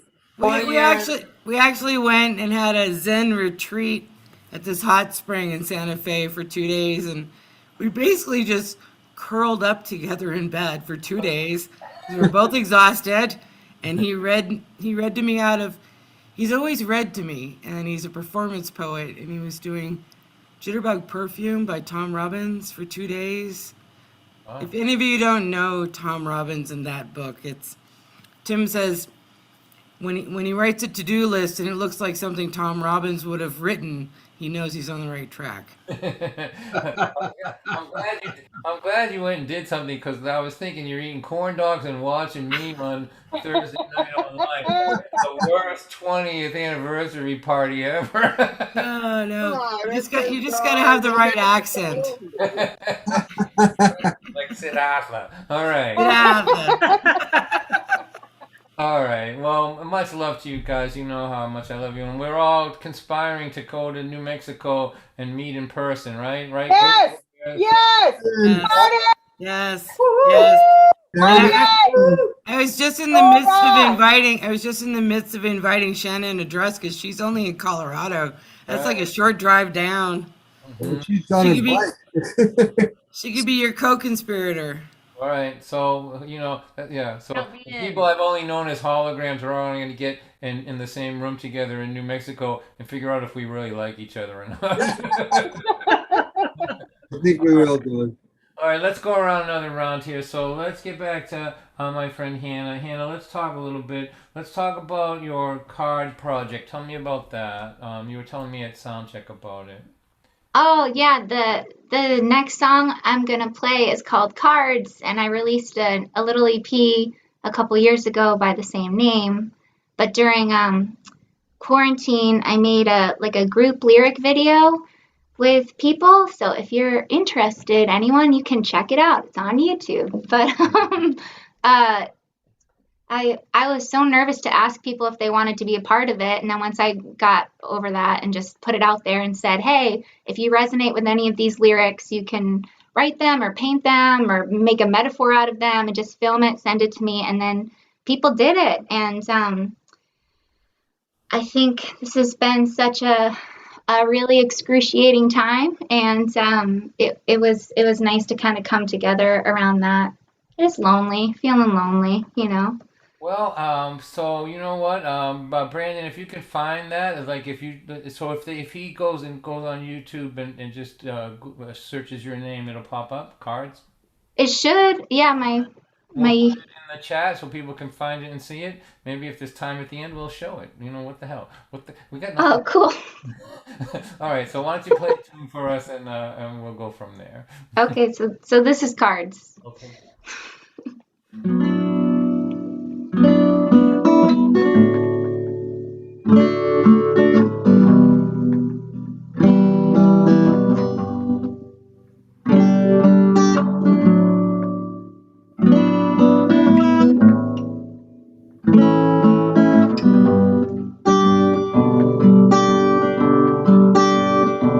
It's been a hard year so far, but you are stronger than you think you are. And if it's not this, it will be something else. So just play these cards you've been dealt. I think I'm just gonna stay here in bed, watch the bricks turn a different shade of red, because happiness, it's in awful tease, like the shadows on the walls. It comes and goes as it pleases, and it's been a hard year so far, but you are stronger than you think you are. And if it's not this, it will be something else. So just play these cards you've been dealt.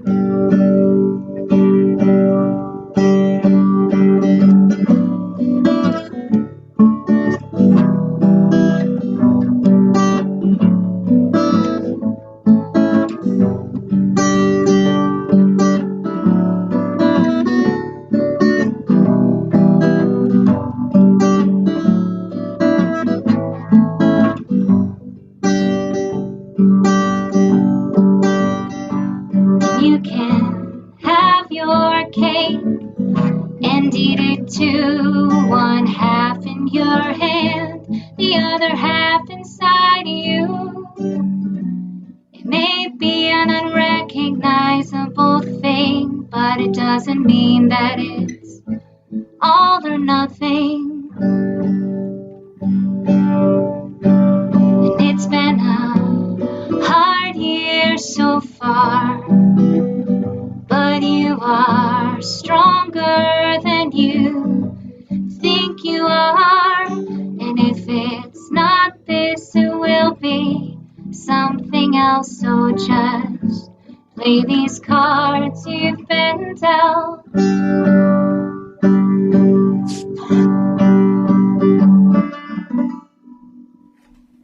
Beautiful. Beautiful, Hannah. Thank you so much. That was really nice. Awesome. Beautiful. That was wonderful. Thank you so much. All right.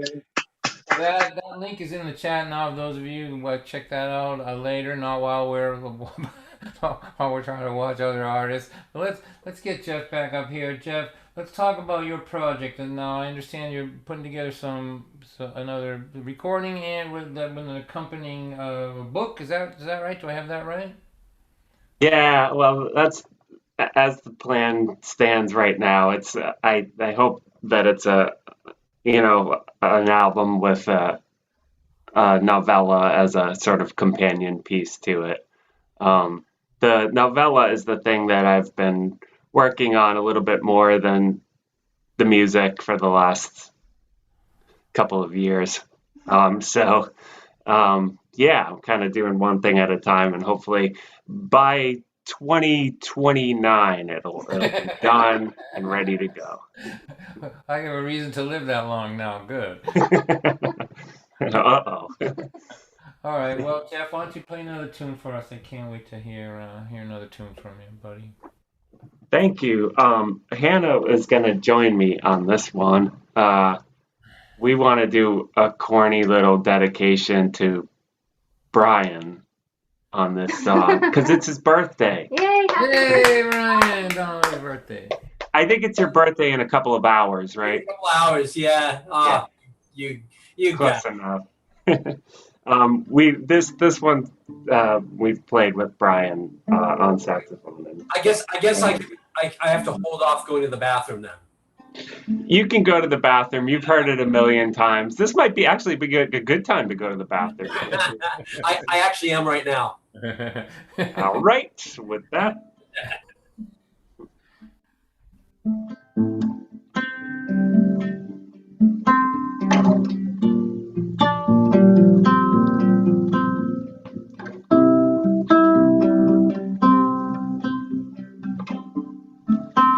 Coins are worthless up on the surface, so I've been hiding out. I've been hiding out beneath the ground.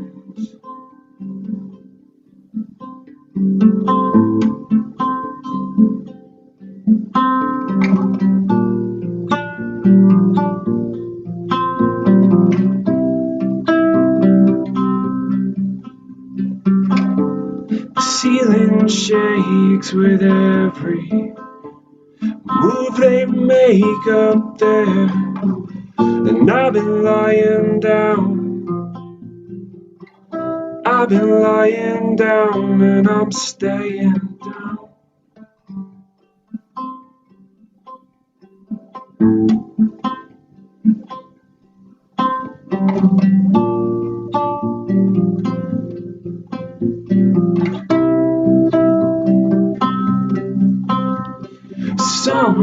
Something left the skylight open.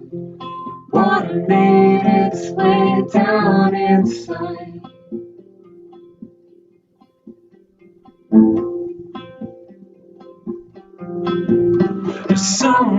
Something left the skylight open. Water made its way down inside.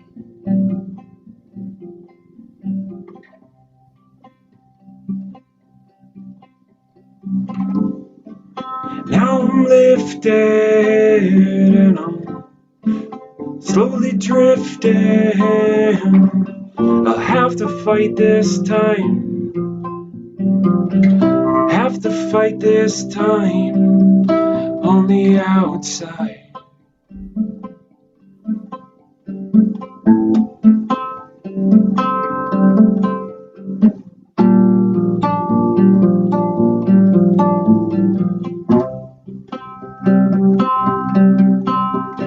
Someone, something left the skylight open. Water made its way down inside.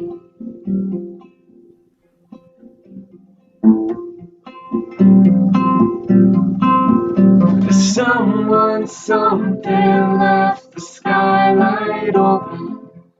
Water made its way down inside.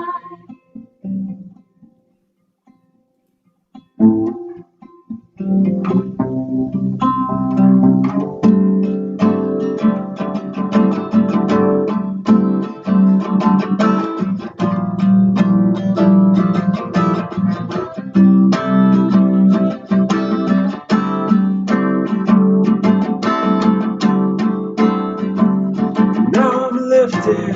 Now I'm lifted. Now I'm lifted. Now I'm lifted.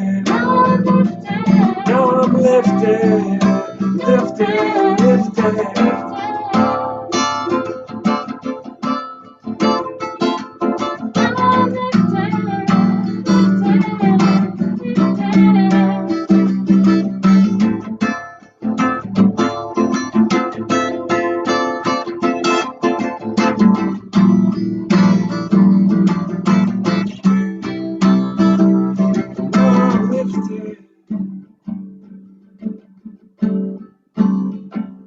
Now I'm lifted.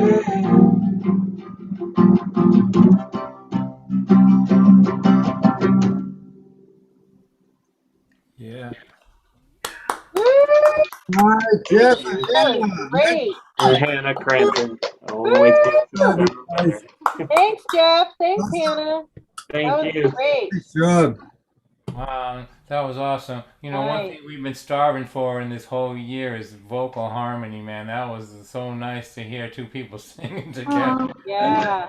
It's one of the benefits of being quarantined with a singer, right? You know. Yeah. There you go. That's a good way.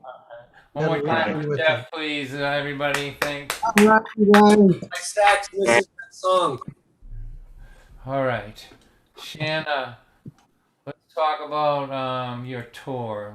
So you are gonna bicycle across this country. Have you lost your mind?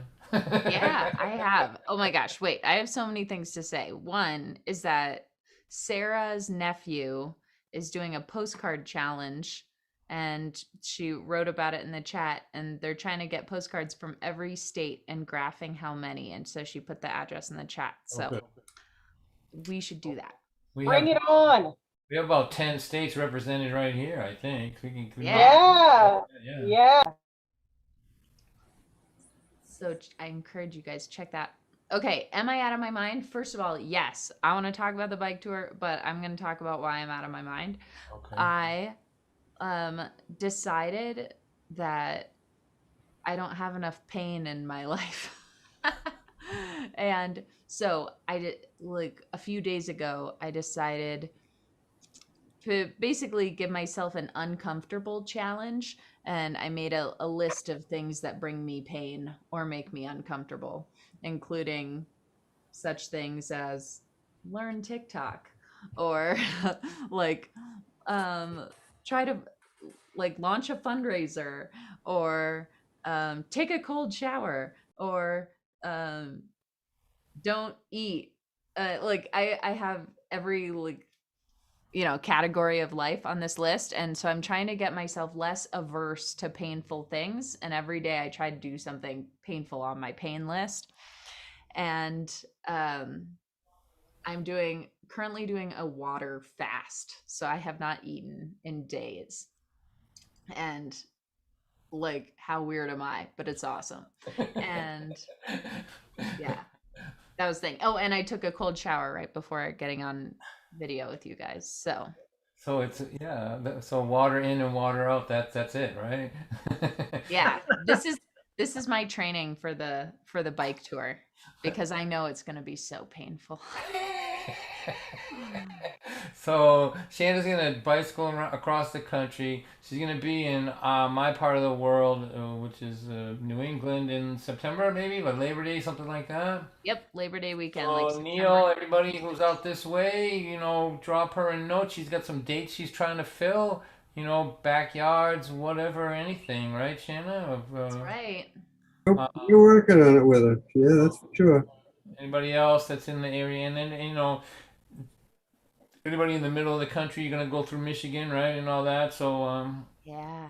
All right. So Yeah, there's a lot of holes to fill still. I think I'm gonna be on the road and be like, help! You want a concert? No, this is a donut shop, lady. What do you want? Be like, donut lovers love music. It makes so much sense. That's what I'm gonna be like. All right, Santa, I think the world of you. I'm so glad to be your pal. So why don't you play us another tune?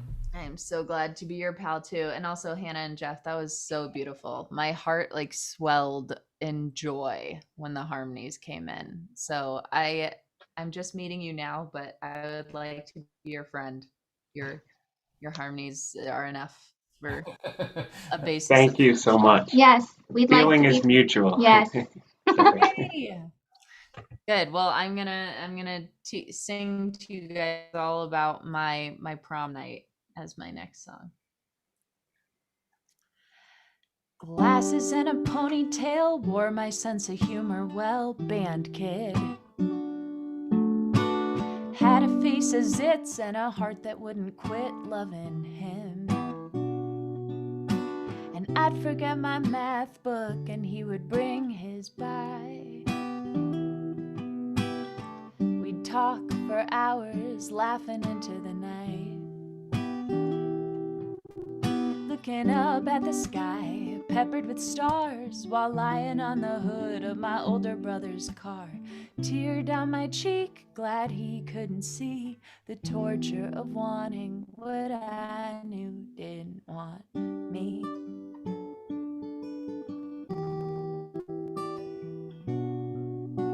And I was his accomplice the day he asked her to prom. In English class he recited the sweetest poem that he'd written for her, and it ended with the ask. I had a bouquet behind my back to hand off when she said yes. Fast forward to makeup counter, spray tan, red satin prom dress, curled hair, necklace, my first set of contacts. Couldn't even get them out of my eyes, but they let me leave the office with a Cinderella promise that I'd have those lenses out by midnight.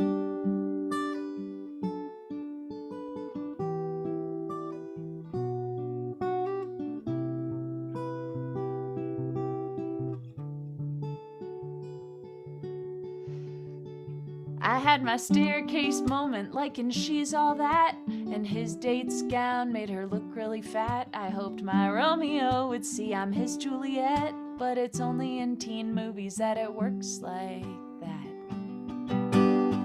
We had our chance to dance together, and when the music changed from fast to slow, I looked him in the eyes and told him telepathically everything I wanted him to know. Makeup counter, spray tan, red satin prom dress, curled hair, necklace, my first set of contacts. Couldn't even get them out of my eyes, but they let me leave the office with a Cinderella promise that I'd have those lenses out by midnight.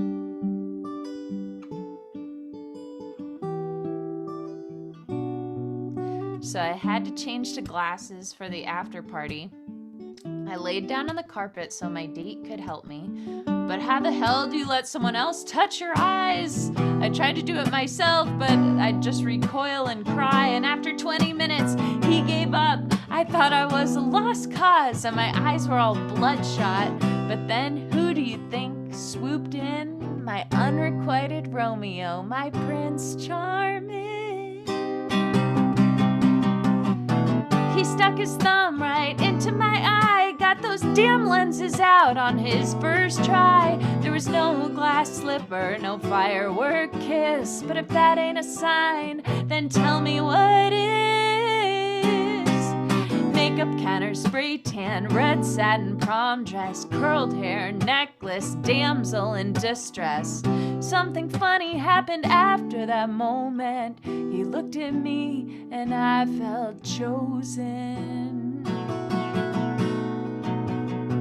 So here's my prom night advice. If you want love, let him put his fingers in your eyes.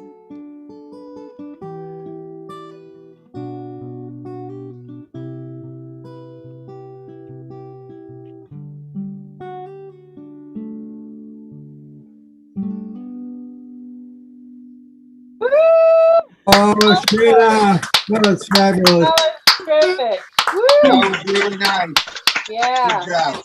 That was so awesome. Yeah, the real test is licking somebody else's eyeball. Have you done that? Yeah, I've done water fast too, so I get you. Well, that's Shannon to Shanna. That's good. I like that. Shannon, Hannah, what? You guys are a band. Just wait. Yeah. Hannah. All right, thank you, Shanna. We'll go around one more time. Let's hear it for this young woman. Oh my God, thank you. Oh, that was awesome. All right, And so actually, here we're gonna before go we move around on- one more time here, but first I want to squeeze my friend Alan back in for a short spoken piece, right? So Alan. Alan DeBay is again just one of my favorite people in the world, and if you are an artist, and Alan will come and support you. He will, he's good to everybody, and he's a really good storyteller. So Alan's got a short piece. He's for us right now. So let's make him feel welcome, please. Yes, Alan. Oh, Alan. Alan, go.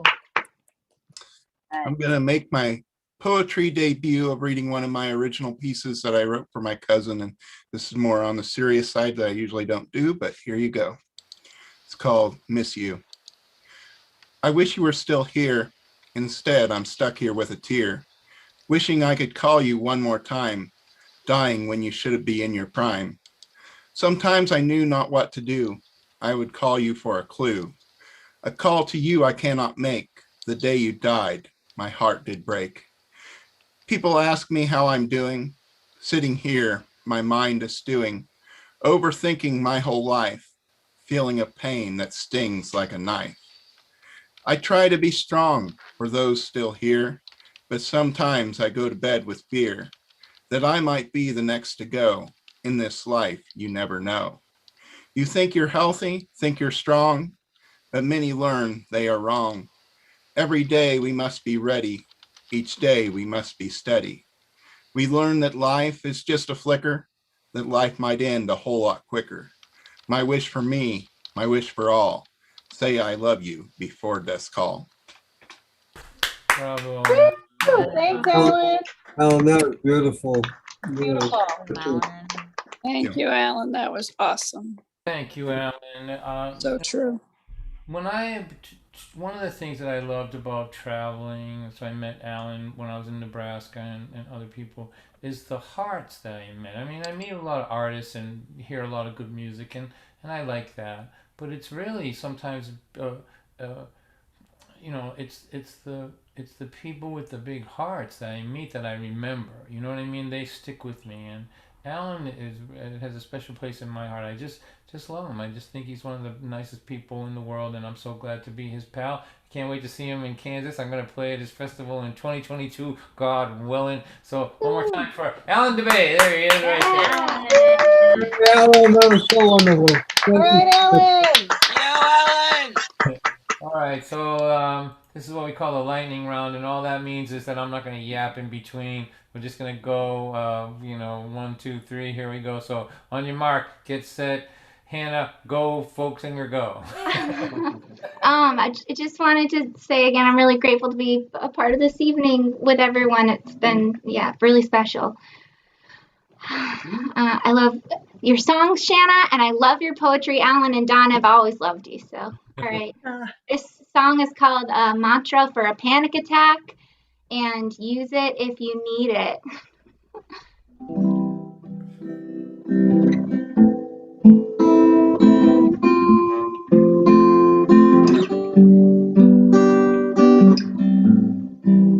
Calm down, darling. Darling, calm down. Everything's fine. Take it 1 second at a time. Just breathe all your air out and breathe some back in and repeat. Throw one foot in front of the other and repeat.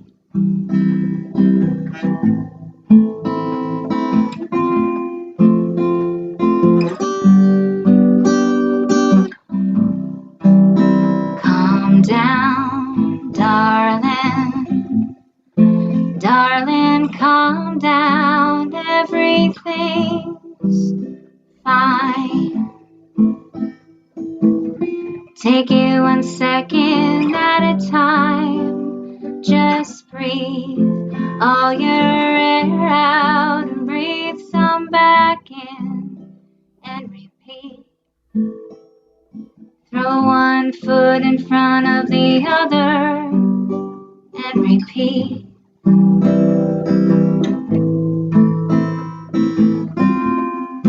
Darling, calm down. Everything's fine. Everything's fine. Everything's fine. Darling, calm down.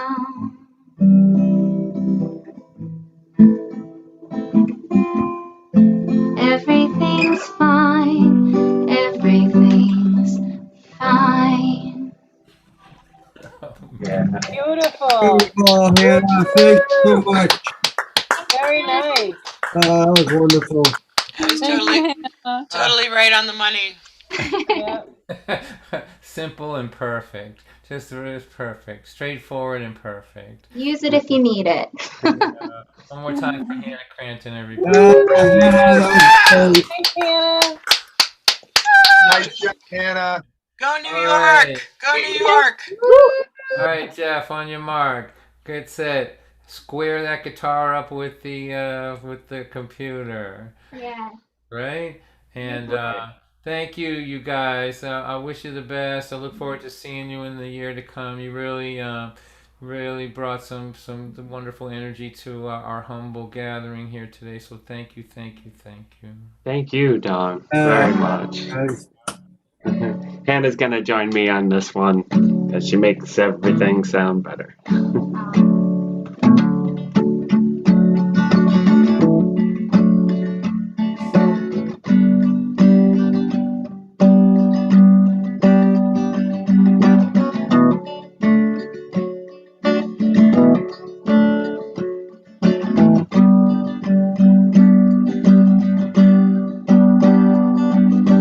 Grab me by the hair, take me on your hot air balloon.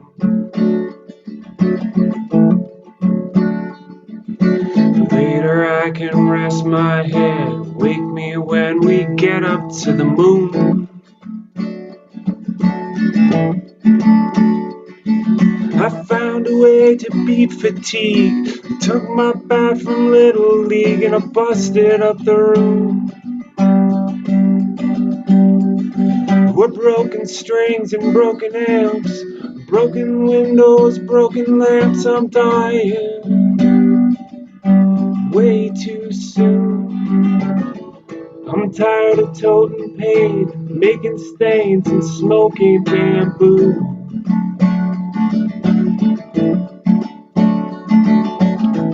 I'm tired of loafing around, slacking off and watching cartoons.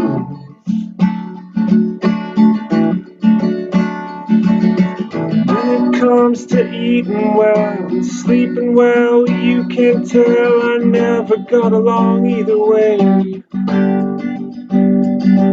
I'm dizzy drunk, consuming junk, and keeping bottles in my trunk. I'll cash 'em in someday. I'll cash 'em in someday. I dropped my watch from high enough to give somebody a wound. And I sure am glad you're with me, so then I know that it didn't land on you. So come on, wake me up when we get there. Wake me up when we get there. Wake me when we get there. Wake me when we get up to the moon.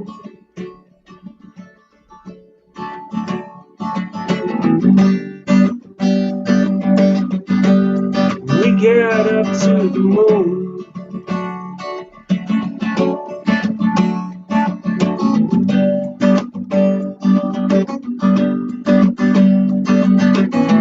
I'll write a paragraph and you will laugh when it's read to you.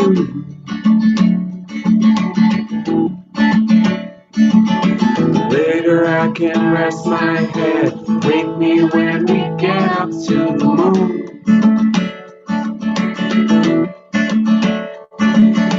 When it comes to eating well, you can tell I never got along either way. Busy drunk, consuming junk, and keeping bottles in my trunk. I repeated the same line. I'll cash 'em in someday. I dropped my watch from high enough to give somebody a wound. And I sure am glad you're with me, so then I know that it didn't land on you. So come on, wake me up when we get there. Wake me up when we get there. Wake me when we get there. Wake me when we get up to the moon.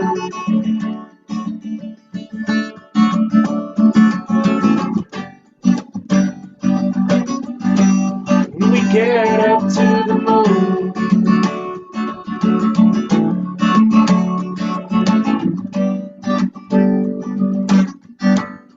We get up to the moon.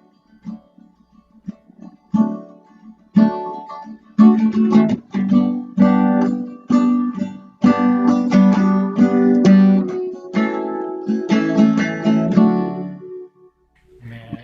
Whoa, it's awesome. Hannah. Love it. Love it. Good job, you two. Anna Cranton. Good job. Nice job. Woo! Thank you. Woo! Brian Donnelly's dancing. Brian Donnelly, dance again. Come on. Yeah. Jeff, I have loved that song from the minute I heard it many years ago. That is the inspired piece of writing. It really is. And you guys sound beautiful. Thanks, Don. Yeah. Don't be. Thank you so much. You're welcome. We're here every Thursday until it's just me and Sarah and Neil back, right? We're gonna be the three left. We'll close the door when it's done, right? But know that we're here every Thursday. You come, hang around, feel like part of the community, and For sure. Then we'll talk you into coming to New Mexico with us. We're there. There's no talking in that has to happen. All right. One more time for Jeff, please, everybody.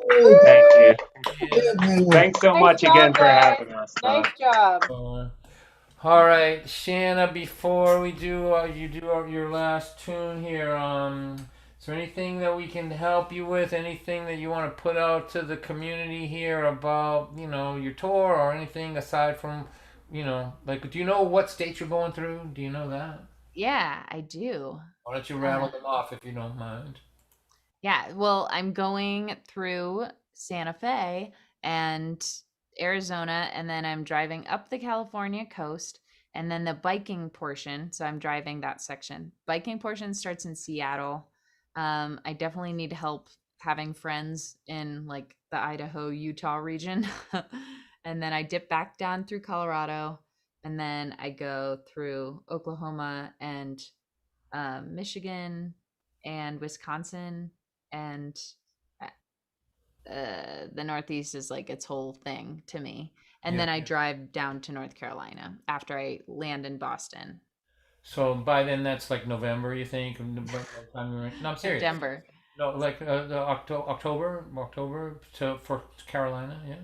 September 5th, or September 6th, I end in Boston, and then September 11th, I have a show in North Carolina. So I'll be zippy on that section. Put it out to the universe. Anybody along that way, if you know somebody, Shanna's looking to I was gonna say make gas money, but really, I don't know what, Yeah. So actually, yeah, there is a big thing that you can do. Funding this tour is a thing that I am nervous about. So which is funny because like the whole point of it, besides like yay me music, is that I'm supporting this charity that's really, really cool called Pangea World Foundation that has like systems that can really like systemically make the world a better place. And I don't see that in a lot of charities. Like it tends to be kind of like water the leaves rather than get to the root. And I'm really pumped about what they're up to. So I'm going to be spreading their ideas and mission as I go.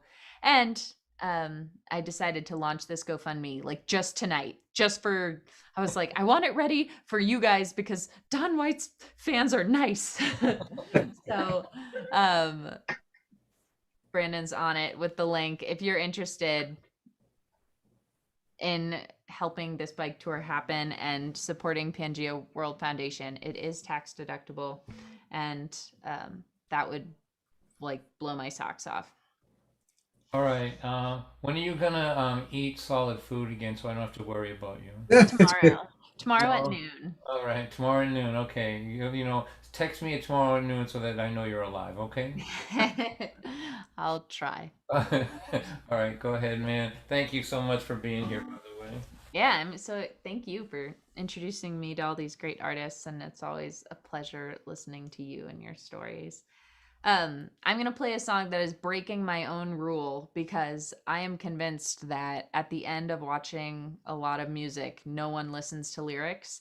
And I think this is only valuable if you're listening to the lyrics. But I want to try out this new song that I wrote, and you guys are unusually nice. So I thought it'd be like padding for the new baby.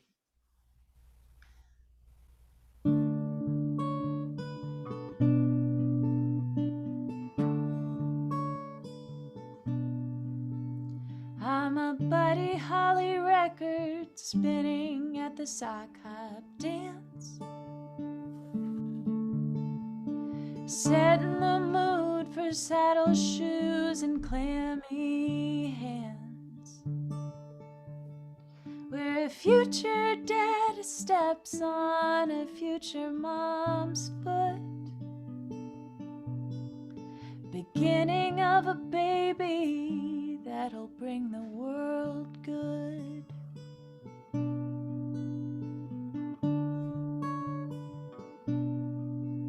I'm a screw in the podium of a gold medalist stand, holding up the glory in front of athletes and fans. It's the biggest day in her life and in my years. These 2 feet off the ground validate her blood, sweat, and tears. I'm a layer of makeup on a dead man's face, so he can be honored with closure and grace. I'm a Buddy Holly record spinning at the sock hop dance. I'm a screw in the podium of a gold medalist stand.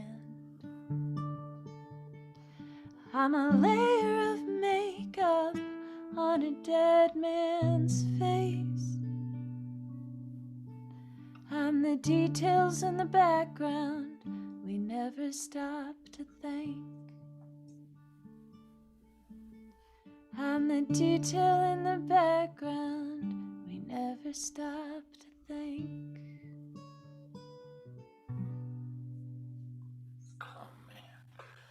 Woo!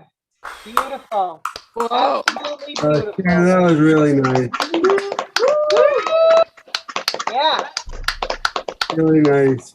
You're right. We're suckers. We're suckers. Beautiful. That was Okay. amazing, Shanna. Your songwriting is really getting next level-ish to me, man. It's you know, you I don't know. I just can't even fathom, you know, what you'll be doing down the road. It's just gonna. You're just so damn good. Well, let's hear it one more time for Shanna and a Yo, Shanna. All right, Shanna. Oh, look at that. All right, boys and girls. For donating.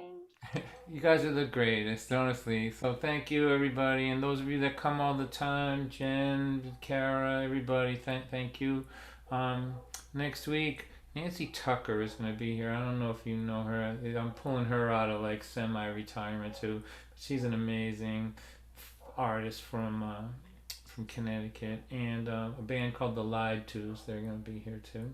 And we're just gonna keep on doing this because it's fun and it's good, and everybody, I can look at all your faces and tell that your next couple of days are gonna be a little better because we got to play here with this technology. So I'm gonna play this song and say goodbye to you. And this is a song for everybody that turned out kind if they weren't shown a lot of kindness, who turned out to be generous of spirit, even though the people that raised them perhaps were not that way. It's a song for the miracle that you became on your own.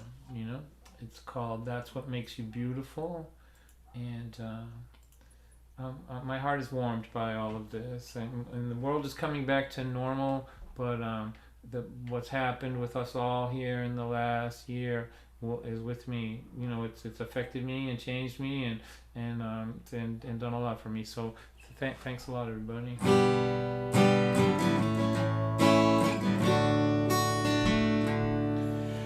You were taught by your world that empathy and kindness were the kind of things that made a person weak. They said push and grab and fight every minute of your life and trample those between you and what you believe you need. But from the moment you were born, in your heart there was a song you could hear through all the years of fear and insecurity, singing cruelty is always weak, but love and empathy are strong enough to break the chains of selfishness and greed. Gentle is the strongest thing to be. You know it is not your fault that heroin and alcohol made them both too ill to give their children what they really need. But it sure would have been nice to be encouraged once or twice, to feel safe at night, or to have a life with just a little normalcy. From the moment you were born, in your heart there was a song you could hear through all the years of fear and insecurity. When you feel hatred in your heart, you just remember who you are, and that underneath the weight of hate, your heart cannot be free. Forgiving is the strongest thing to be. It's not the color of your eyes, it's not your hypnotizing smile, it's not any of the many things that everyone can see. It's the way you always knew what they told you wasn't true. It's how you made yourself the person that they taught you not to be. That's what makes you beautiful to me. A young man's eyes see beauty in what is on the surface, not within. He will walk past what is beautiful to be near the thing that shines. But these old man's eyes find beauty in the story, in the journey. They have seen too much to be fooled by what attracts a young man's eyes. From the moment you were born, in your heart there was a song you could hear through all those years of fear and insecurity. There was nothing that this world could do to crush the love inside of you. Under neglect, abuse, and selfishness, you were caring, kind, and generous. It is the lonely road that brought you here. It's how all alone you persevered. It's the defiance and it's the tenacity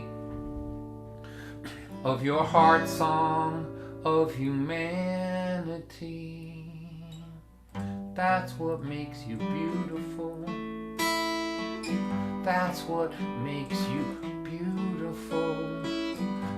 That's what makes you beautiful to me.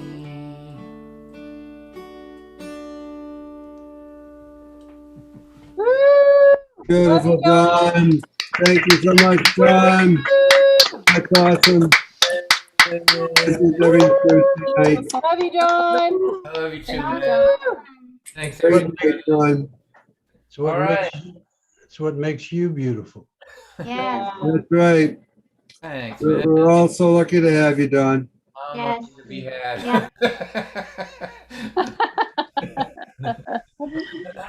All right, so as we know, those of you that come all the time, if I click this button and end this thing, we have a traumatic a moment where we realize that the illusion of us being together was just a facade. So it's too dramatic for us, so we just sort of check out one at a time, say goodbye, hang around, talk if you want, but I'm not just going to give you a cold white screen and to say goodbye with. We'll just sort of ease out little by little. Let's have a big thank you for all of our artists tonight here. Hello, everybody. Everyone. Great. Good job, everybody. And Shanna in a dress coming to a bicycle store near you. And let's thank Thelia from the Kentucky too for requesting Psycho Mom and Dad. Nice job. Oh, yeah. That was awesome. All right. We Bye, Facebook. Goodbye. Oh yeah, say goodbye to Facebook. Facebook. You know, why were you watching videos, cat videos while I was playing? What's wrong?